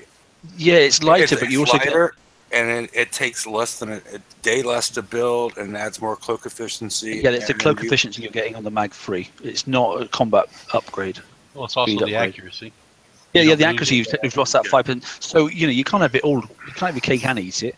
I know we all like to, but in reality, so without showing the R15 buffs, my combat speed is 63 on the nail. Now, if I was to take off, obviously, the high drop resistor, and I'll just quickly flick on any of the mags. It doesn't really matter which one, to be honest. And I'll have to take off. I can do this and I'll tag it. Let me just find that. Where's the high drop resistor? So this will give me the combat speed then, because I've left the speed upgrade on. So that's giving me a combat speed now of 70 on the nail. So exactly 70. Yeah, that's what I have. Yeah. So if you use the Magnus drive, then you would have to use one of the iron thrusters to get the turns exactly back. Yeah. So but you'd still be at 70, because don't forget, because at the moment I've got that speed upgrade on.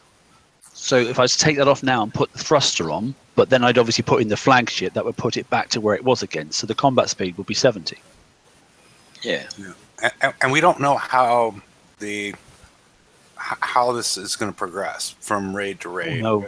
I may need to go to mag free myself, but then if that's what I've got to do is to switch from one raid to another, because I'm not building any more PvP ships now for a while, so I don't care if another one comes out. It doesn't bother me. I'm going back to PvE and mostly base defense, because that's the bit I like doing. So if I've got to do a couple of 2 or 3 day refits, I don't really care. It doesn't bother me. I do feel kind of cheaped out a bit, because we were supposed to get the Huggy yard, right? But now it's been postponed for a week or two. Something tells me that's going to be a bounty prize. I'm pretty sure that's going to be the sort of golden nugget to get you into doing bounty. Because there's an enticement there.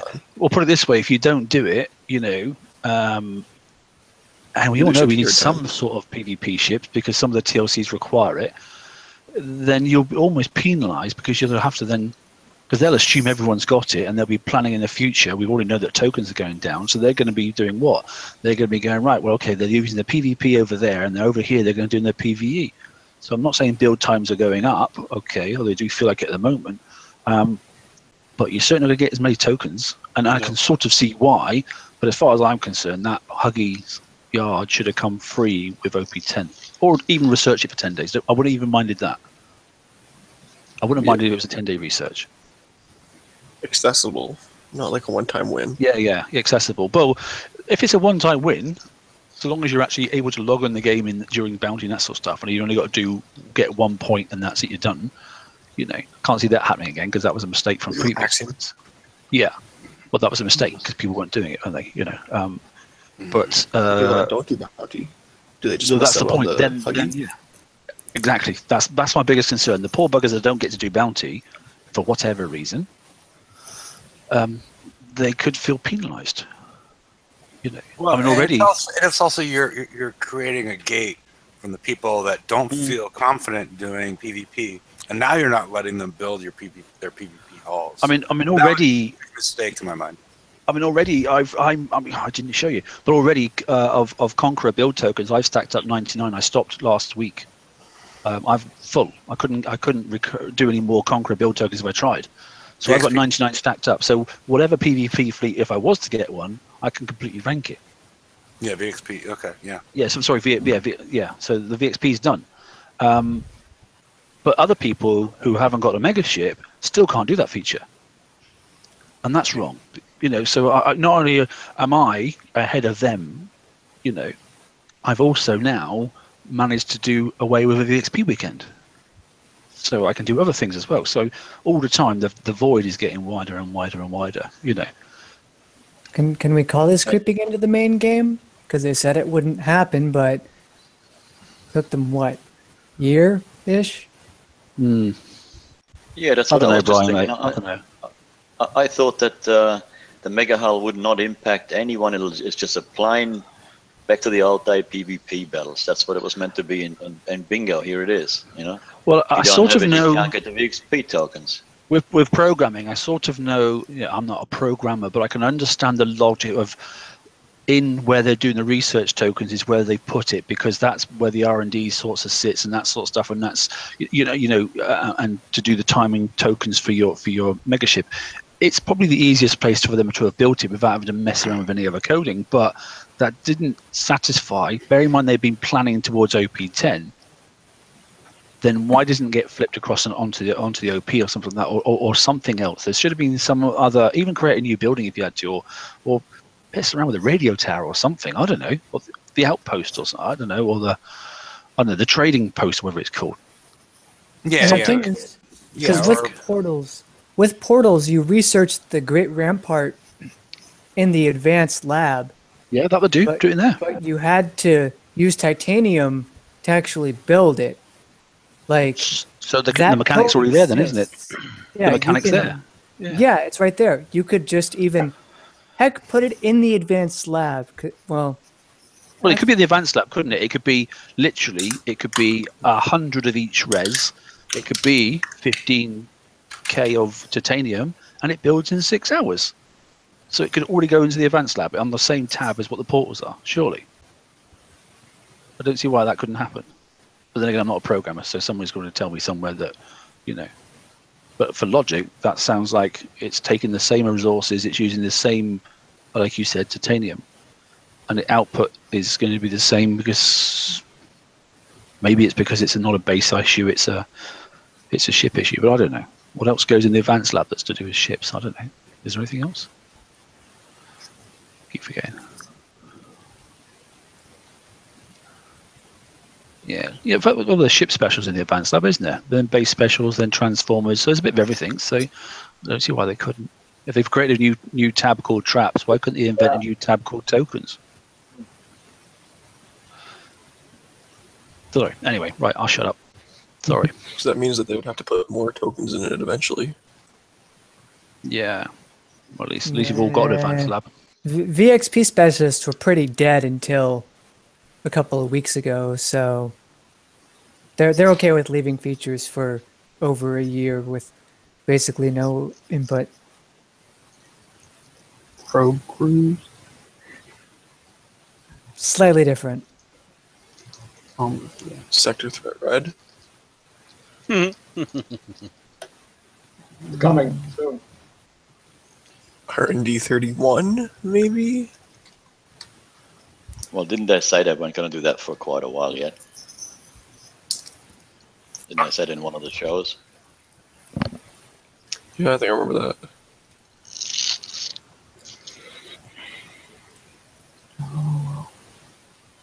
So who else is sick of all these new offers that are popping up every time you need to refresh, which is very regularly?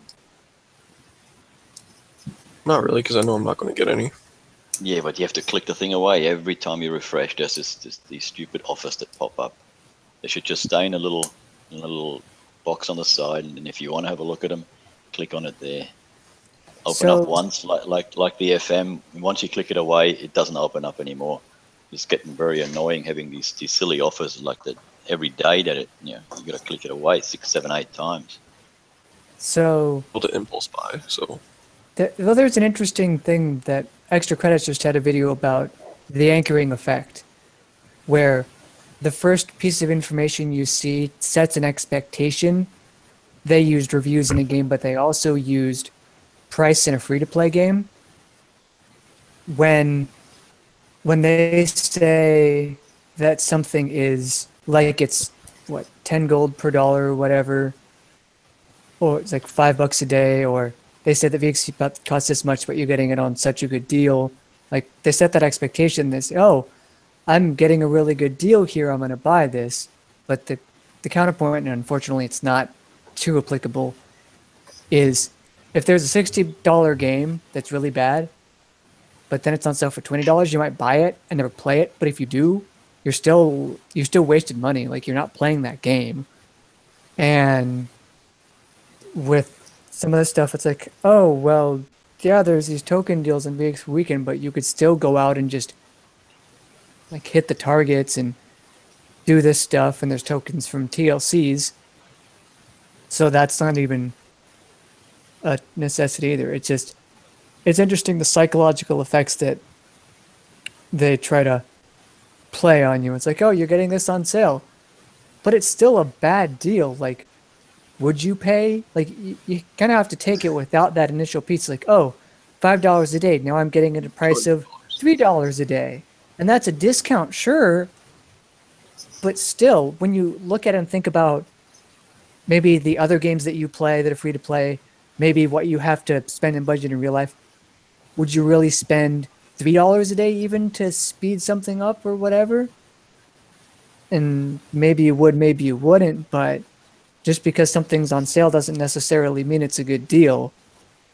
And I see that a lot with BP in particular, about how high their initial price is and how everything happens to be on sale to try to entice people to build what you asked them to build. Well, considering that they have to win the new stuff and that they're told about release notes and such, if they don't know what to build at this point, that's starting to be not Tix's problem anymore. If you're still building like tiger sharks for this upcoming raid, that's not Kicksai's fault. Yeah. You're making a terrible mistake and you need to stop. But they stay down longer. I mean, you stay down infinitely when you're dead. Yes, true. All right, should we talk about? I don't know. Unless we were on a roll here. Should we talk about Tech Up? Or are you guys on a roll with something? I had to go get another beer. Nah, I just said my piece about how Pix is trying to best for you psychologically and how to be aware of it. Okay. Thank you, extra credits. All right, Tech Up. We'll run through this quickly. I mean, we've already talked about the randomness of these drops and how it's going to impact players short term and long term. We can just go through these, quickly. Don't put on your Fangtooth. And this is one of the ones that you're going to get in the first part. Don't put on your Fangtooth.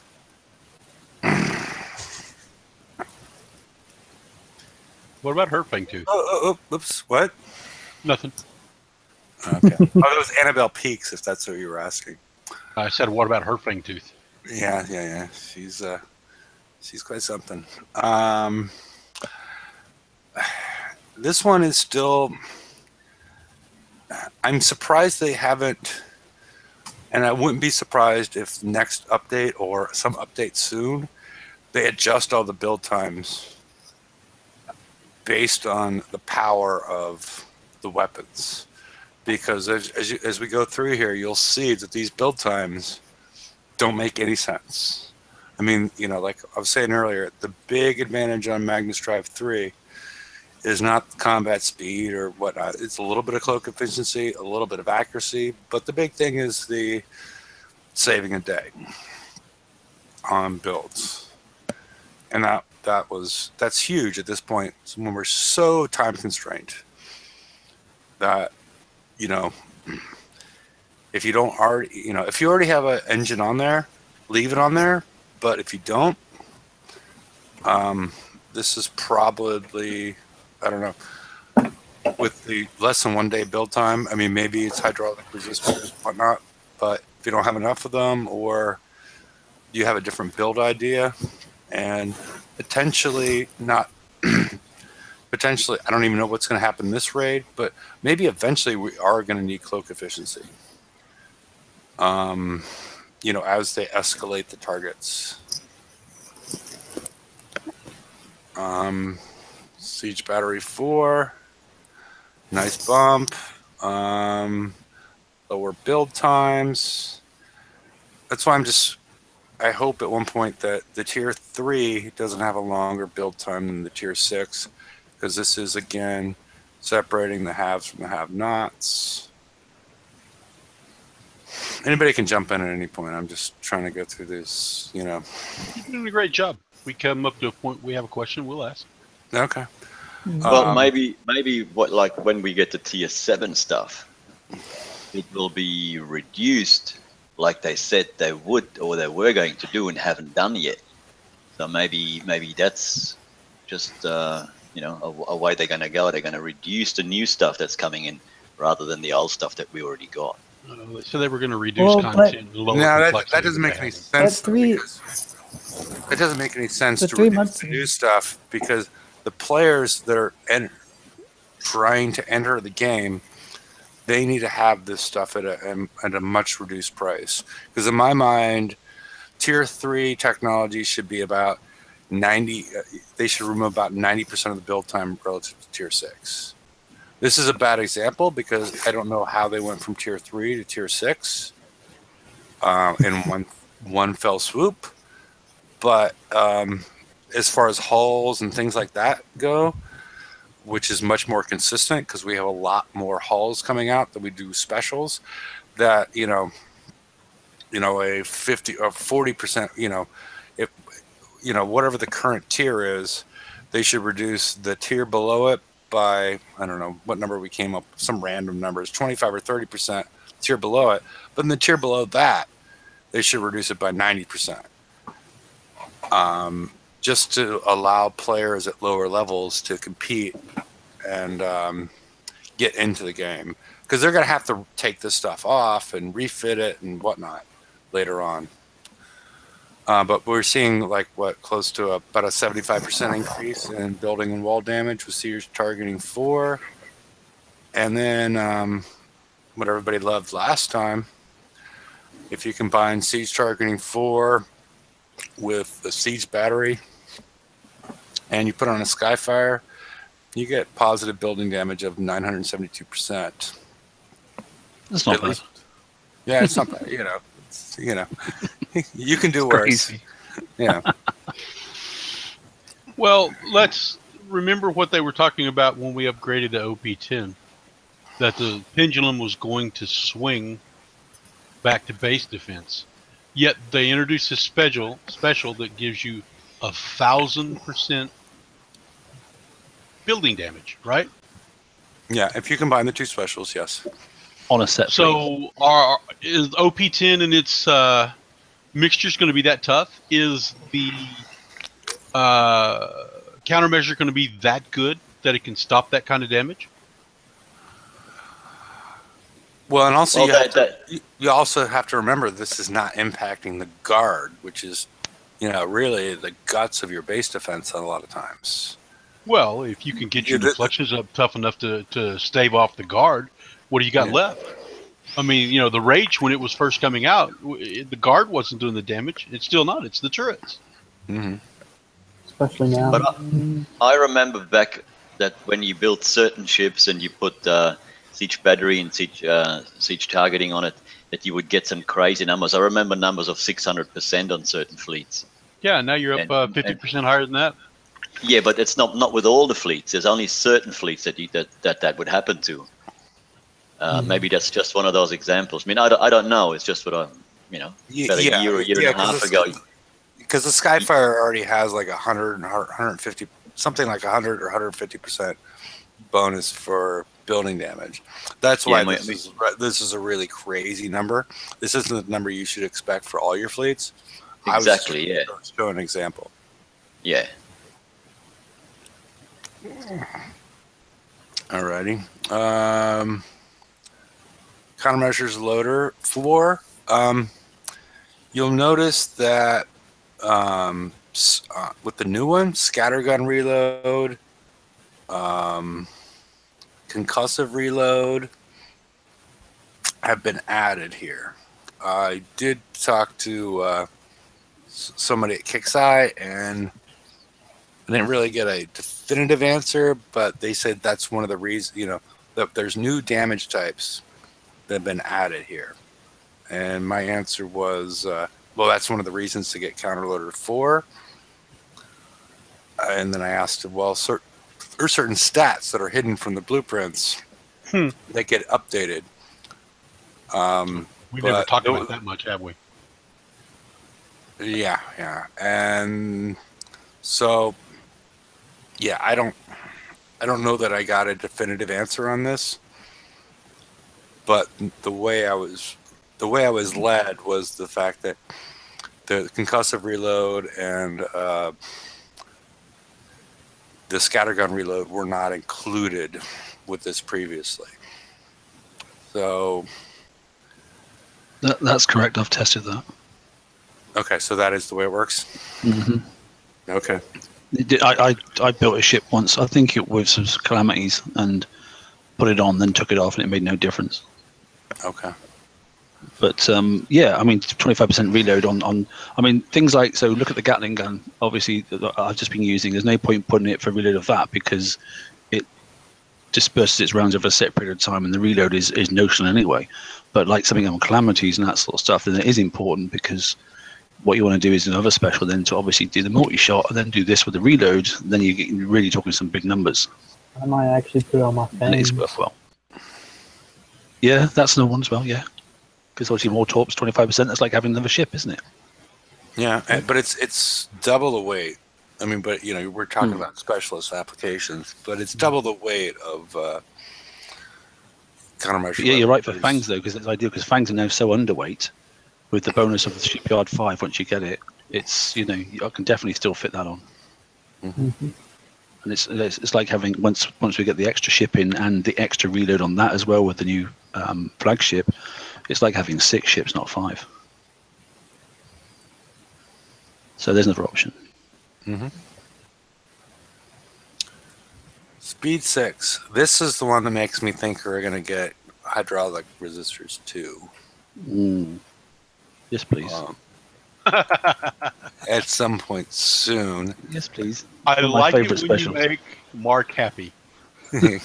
Okay, well, Lock store. I can say bits and bobs again, but it'll be in the lock store coming up. You wait and see. Yeah. All the other bits and bobs. Yes. Yeah, limited again. Well, this one's not limited, but yeah. This is a regular blueprint. It's not limited. And I am curious, since you brought that up, I mean, we would purely be speculating, but how do you think these are going to get re-released?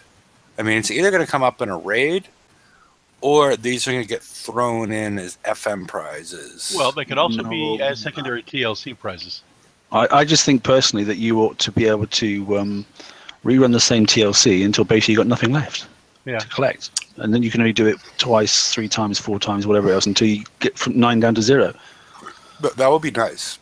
Or if you've got all 9 and it comes around second time, I don't know, you can get something else like titanium if you really want to, just something chuck away-ish, so it doesn't really make a huge difference. Okay. But it'd be nice just to run it like once a month or once every 2 weeks, because it's not, at the lower levels, it's not a hard campaign to do as TLCs go. And most people seem to be getting around, with average tech, number 4-ish, maybe number 5 if they're lucky. Before their fleet, half a fleet dies number 4, the other half is dead number 5, and they can't get through to the next stage because it's in blocks of 3, isn't it? So at least then that's a reasonable way of doing it.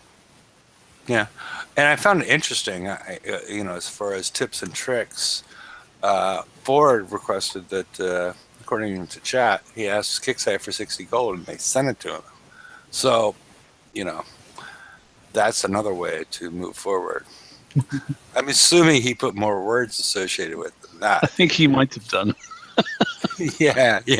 Send me, because can I do that? I'll file a ticket right now. Hi, can I have 60 coins, please? Yeah. Thank you. May I have another? Yeah. Please, sir, can I have some more? I'm sure I've seen a film on that. More figgy pudding, please. It's getting to that sort of time of year. All right. Well, this is a nice one. Yeah, I like that one. What were you going to put it on? Because I was sort of thinking, because I don't have the penance cannon, and my justice has just been sitting there. And I've been trying to figure out what to put on it. And I was thinking, this might be a nice upgrade if I was going to put Manuses on it, along with other specials. I was thinking something else. I was just thinking, when was the last time we had a missile attack ship? Hefe. Yes, Ron. Where's my requested sticker? Oh, yeah. No, I was, no. For penetration. I don't ask for much. Where's my requested sticker? Yes. I want a little Pfizer with the blue symbol right under, on the missile itself. Yeah, and I sent back a syringe recycle. Yeah, it's shop box. Yeah. I'll leave you alone now. Go ahead. Okay. Carry on. All right. But that's where I was thinking about using it. I mean, but I guess you could use it, there's other places to use it because have people been refitting the Manus onto the Liberator? Some have, yeah. It's not heavy, yet. though, isn't it? Is that working at all or no? No. Yeah, I mean, you have to. The weight's the issue, isn't it? I'm just looking at mine now because I've got one in my base. Now I've got 3. I think I put on mine. Okay. Something like that. Yeah, so it would be a bonus because obviously you don't need an engine if it's in your base and that sort of stuff. So there are other. Yeah. I was thinking the Manus for criticals and overcoming deflection as far as adding that 10% on. I don't know if it would matter or not. I haven't done the math on it. No, to be honest. Corrosive upgrade. Same deal. I just like the weights and I like they kept them all at 4%. I like that concept. Yeah. So. Now the weight's not an issue, other than if you're limited to 9,100 total weight. But if you get some of those defender holes, and you want to crank them up, and a bit like, I don't know, one of them was like you really lost as to what specials to put on it. I've got so many slots and I've got nothing to put in there, so you just go, well, there you go, 4%, 4%, 4%, and then you're good. So, although it's multiplicative, I know, but it still adds up. Well, now that you got your weight increased, don't you wish you had your Man of War back? No, because I don't want to fix it. It's nothing to do with the weight. I don't want to fix the freaking thing. Well, I'll tell you what would really, really piss me off, right? They slash it by a quarter of the fix time because I just recycled it and it took like 40 days to build. I know you did. That's why I keep. But I was so angry with it. I was like that. No, it's going. I still have mine, and I keep thinking, wow, you could put a lot of weight on one of these now. Yeah, you can, and the more armor you take, the more it costs to flipping. I mean, yeah, I was thinking how much charge armor I could put on it, and even then, I was thinking just the build time alone to do that was just epic. I did something stupid the other day. I wanted to have fun. I didn't care what happened. I slow repaired it, so I want to get that out there first. I put my Hellstar out in one of the ranking targets the other day, just to see what would happen with the drones. I got that thing back in, and it was half dead, and it was a 92 coin repair. Oh my word. So I said, okay, you can go back into your little corner and stay there now. Yeah, exactly. Pointless. Oh, it's crazy. Yeah, we talked about this before. It might be a little bit late in the game for people, but basically this is just a blueprint on basically how to get hidden depths done. You need to do the Hunter games 3 times in order to unlock hidden depths, but you're getting skirmish tokens the whole time while you're doing this, including if you're doing the mastery. But what we saw with TSM, as far as you don't really need the Magnus 3. If you can use other engines, but basically that you can feed off of each other. There should be another do loop that goes here with hidden depths, as far as because you continue to get skirmish build tokens as you move up, and you can improve your ship as you move forward. The Magnus 3 from the tech up was basically because of the build times. And then actually, I'll probably correct, mate, what I said. You don't need Magnus 3 if you know you can get the flagship for the sub flag. If you don't believe you can get through that campaign and get all the way through and get the flagship for the submarines, then I would definitely go Mag 3, because that is the equivalent combat speed of what I intend to get to at the end. No. More I was saying because you were successfully able to do Prize Pack 4. But don't forget, I've got the speed upgrade on there. So, and that's compensating at the moment because I've not got the flagship yet. Yeah. And I will take that speed upgrade off, and then still have the same as a Mag 3 standard speed, sort of stuff. With the flag. With the flag fitted, yes. But if you can't, if you're unable to get the flagship, I think you are probably better going with Mag 3 than probably going with a standard speed system 5 or speed system 6 would be okay, I'm sure. But Okay, I didn't pay attention if somebody mentioned this or not. Having the flag in there, will all 5 boats attain the same speed? Yeah. Yeah, because it's got the multiplicative effect of 5 in the blueprint. Okay. Now I've got the blueprint. Let me have a quick look at it a second. I don't want to run into the gridiron debacle again. Well, because you were putting the resonance battery on there. Yeah, understood. Yes. Resonance capacitor. I'm sorry. So for hulls, where is it? I must have just won it, so it should be there somewhere. Yeah, we could talk about that as far as going through your blueprints. Oh my God, that's freaking ridiculous. You got to know the picture of what you're looking for. Oh yeah. You got 165 things that you're looking for, and the sort. There's no real sort. There is some sort of selection, but if you select offensive, you still have like 100, and you have to know what the picture of it looks like in order to make a choice on what you're going to do. And it's not an alphabetical. It's not put together in any order. It's sort of like a dartboard. It's got a bit out of order. So yeah, I'm scrolling down. Even in my limited holes now. That's 1, 2, 3. This isn't showing off. It's just saying that I think there's now about 15 rows in the limited area. Well, how do you like the fact that they put Speed System 6 before Speed System 5 in our list? 7, 8, 9, 10, 11, 12, 13, 14. Yeah, I've got 14 rows of limited chips. Yeah, nice. That's limited. crazy. That's just the limited ones. But where is that hole? See, I'm looking for the flipping hole myself, and I can't even see it. It's got to be here somewhere. Where did they put it? Is it right at the end? No, it's not. Where is it? I know I've just won it. Oh, there it is. It's hard to see. Yeah, it is because it's green. Yeah, the green color. Yeah.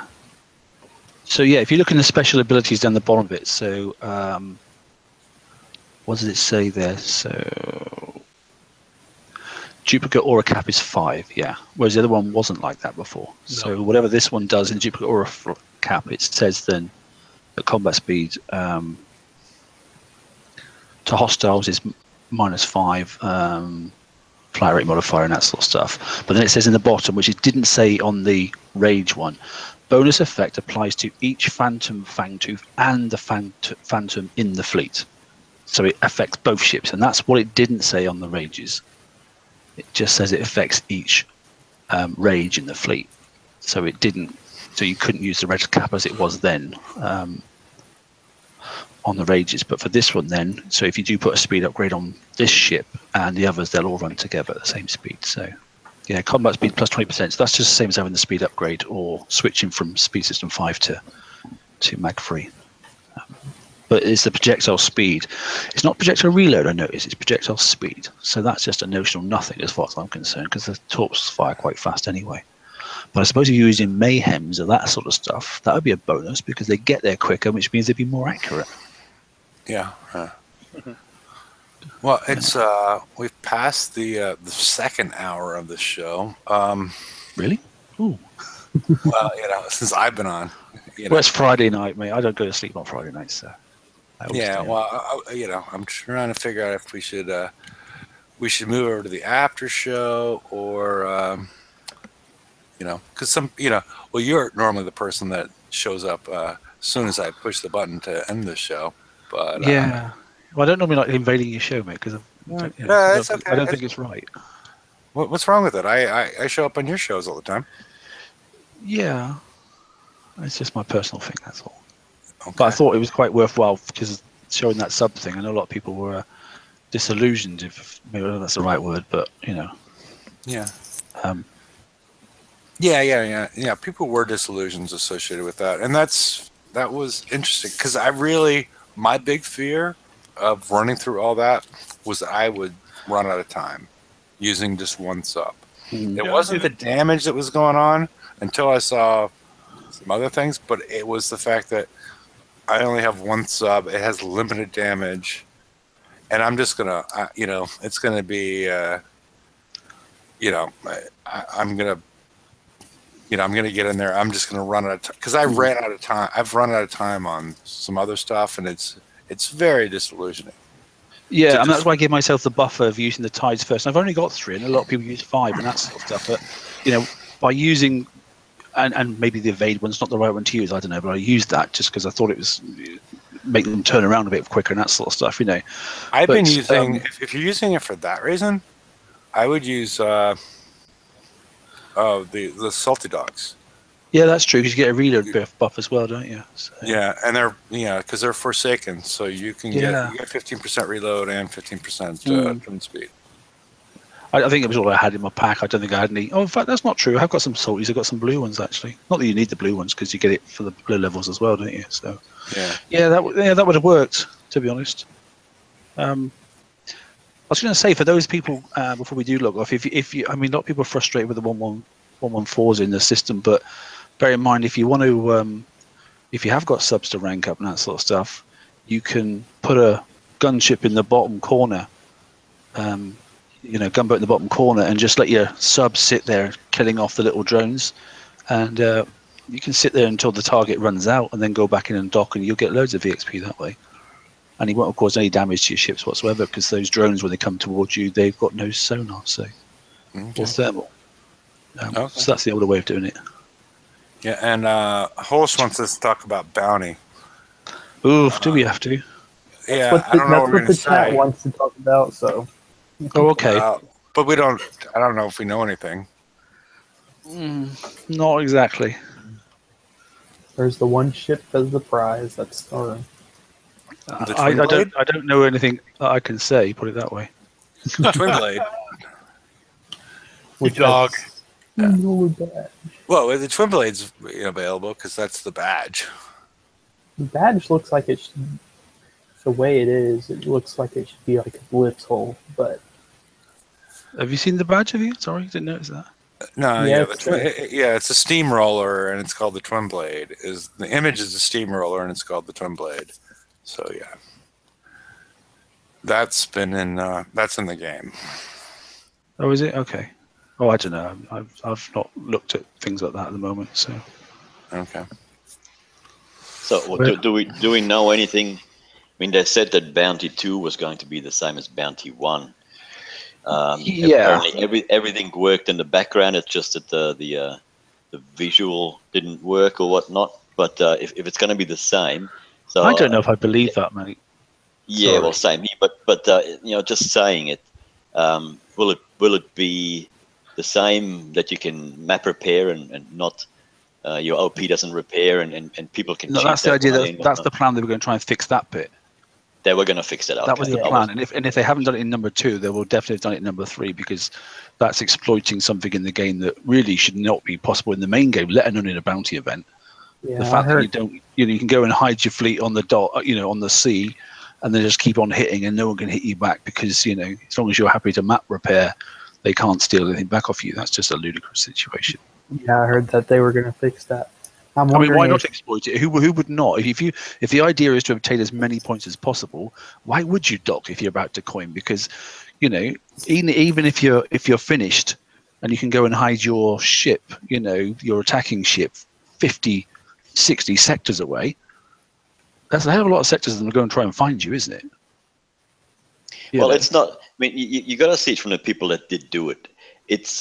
You are exploiting something in the game. But it's not illegal because the game lets you do it. Well, like if you don't want to no, but there's a certain thing with ethics and morals. It's wrong. It's absolutely wrong. It was not something that was intended. They didn't come out and say, "Oh, hey, look, everybody, don't repair your base." It was wrong. No, it is. But unfortunately, morals cost money, and when you're investing hard cash in something, you don't want to go, "Oh, I'm morally content to say I'm going to charge myself more." By having the moral high ground to go, I didn't do that. In the fact of let's be honest, if this is a battle pirates game, you will use anything to get above and beyond the next person. I agree with everything you're saying, but that's tantamount to saying that it's okay to hack. No. It's not a hack. It's not a hack, but it's saying it's okay to hack. No, it's different. I don't agree with it, I have to say, and I'd like them to write it out of the program. I don't think it should be possible. But the point is, it's just an adjustment of how you play the game. You're not saying, "Oh, here you go, I've got 15 free turrets, and they're all of the new ones and that sort of stuff, the limited ones, because that's a blatant adjustment to the game, whether it's Kigsley's mistake or not. And that's taken on board a third-party element, bringing it into a game that's totally illegal, that sort of stuff.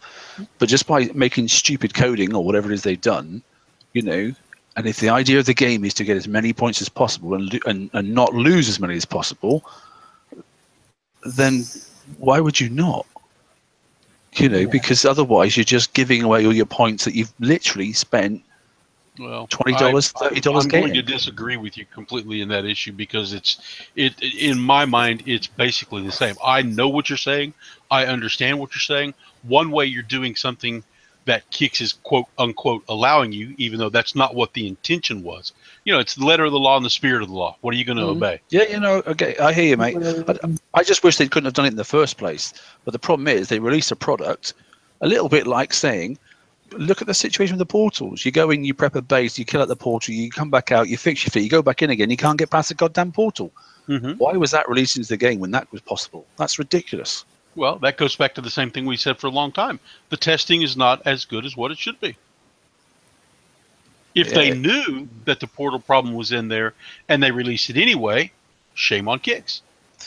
Yeah, and I think, I'm hoping that's the reason. I mean, obviously this weekend's little VXP thing is supposed to be a bonus event for people that play catch up and that stuff, and bounty's been deferred. And I'm hoping the reason the bounty's been deferred, I've heard nothing in concrete, is because they're still ironing out some of the issues with the portals and that sort of stuff. Yeah, that's all I was thinking.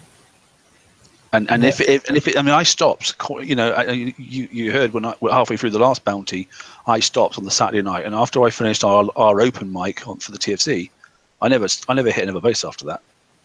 I did not hit a single base. I stopped. I'd spent plenty enough. Thank you very much. Yeah. But I still got the points in the end because I just went and hit the PvE targets and I absolutely thrashed them. And I stayed up instead. I just thought, well, I'll go the other way then. I'll do what I used to do in the old days, and I'll just stay up for many, many hours, and I'll wait till they turn up. I worked out roughly when they were about to, made sure I was on, and absolutely went and smashed the hell out of them. So I got my points that way. I know they've said you can't do it that way this time. Proof of the pudding's in the eating. We'll see what comes. Yeah, it'll be interesting to see what changes they make. Well, I guess since I'm not sure I did enough with the moment of silence, but I think it would be nice at the end of the show. I think, if anybody can go from left to right, I mean, actually a TSM at this point is on the left, and I'm not sure how much the circulation of Playboy is in the UK, but the first woman you remember seeing in Playboy, I mean, it doesn't have to be a current issue, but we can just run through that and then end the show. Because I know the one I saw was, it was an older issue that I saw. Because, at that age, I wasn't, out buying them. So, anybody want to participate in this game? I guess the one I remember is Pamela Anderson.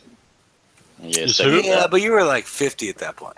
No, well, yeah, okay. So I can't remember all their names. Barbie Benton. Yeah, Barbie Benton, because you remember that from last night. Barbie Benton was from way, way back, because that was mine. Well, you know about my memory. And then there was the one from the Olympic Games. The one that nobody mentioned last night, and it's relatively relatively late, was Vanessa Williams. That was stunning. Yeah, that was a good one. That was that was like 89? Yeah, something like that. That's not the first one. I mean, that's the first one, the name that I can remember. I mean, I remember seeing Pamela Anderson. I remember seeing some of the others, but as far as a name that made an impression, it was Vanessa Williams. Okay. Hollis is yet to find a Playboy, right? You're next, Hollis. I know what they are, yes, but I haven't seen any of the magazines or what they do now. Yeah, because they haven't had nudity in them in the last couple of years. So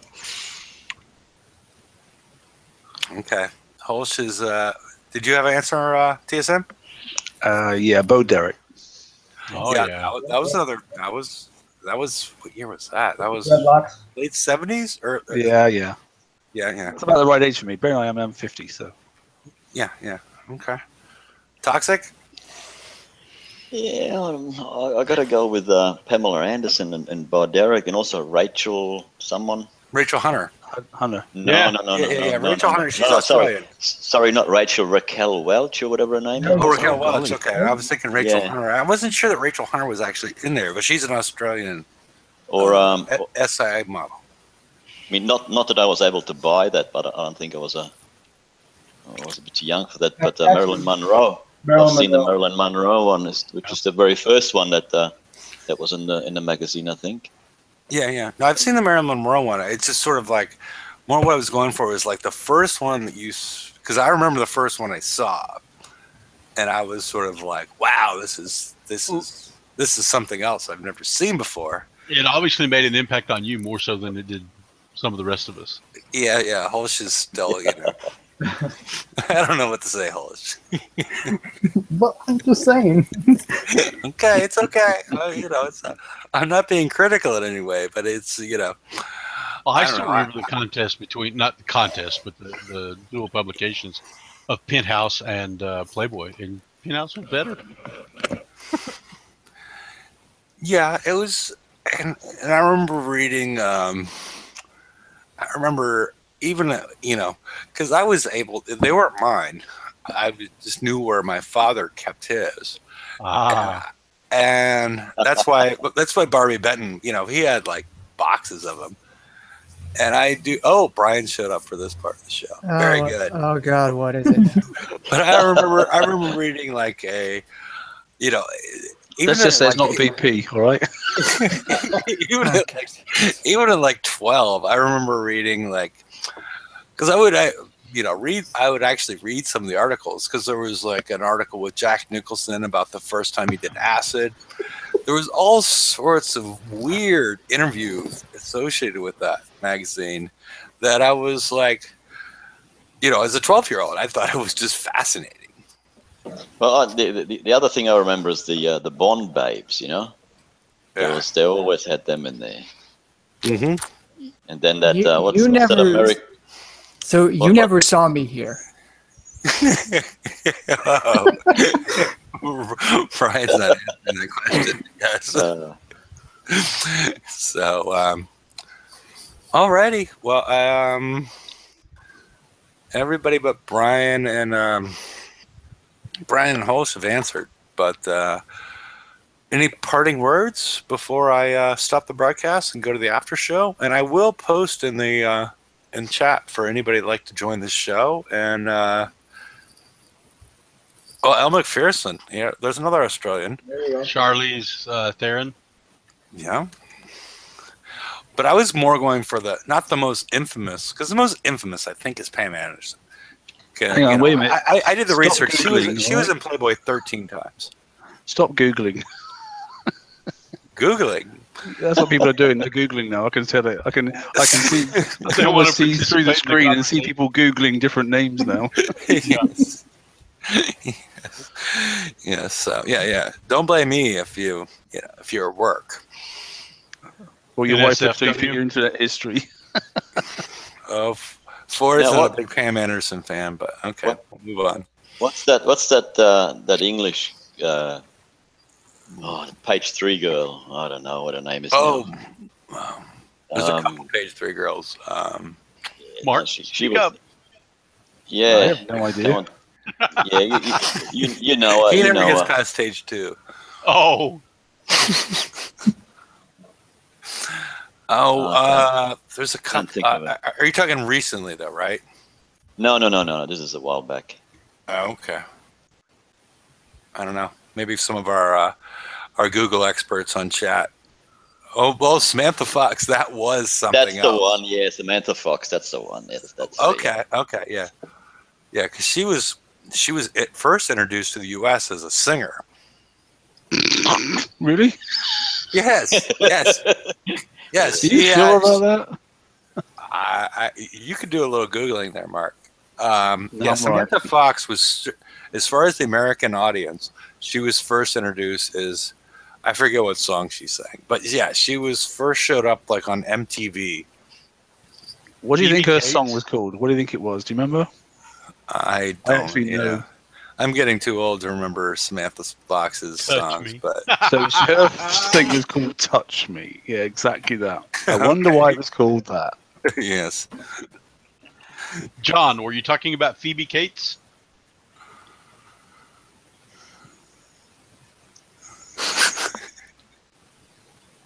Yes, Grimace is all over this. I should have known to have him on the show beforehand.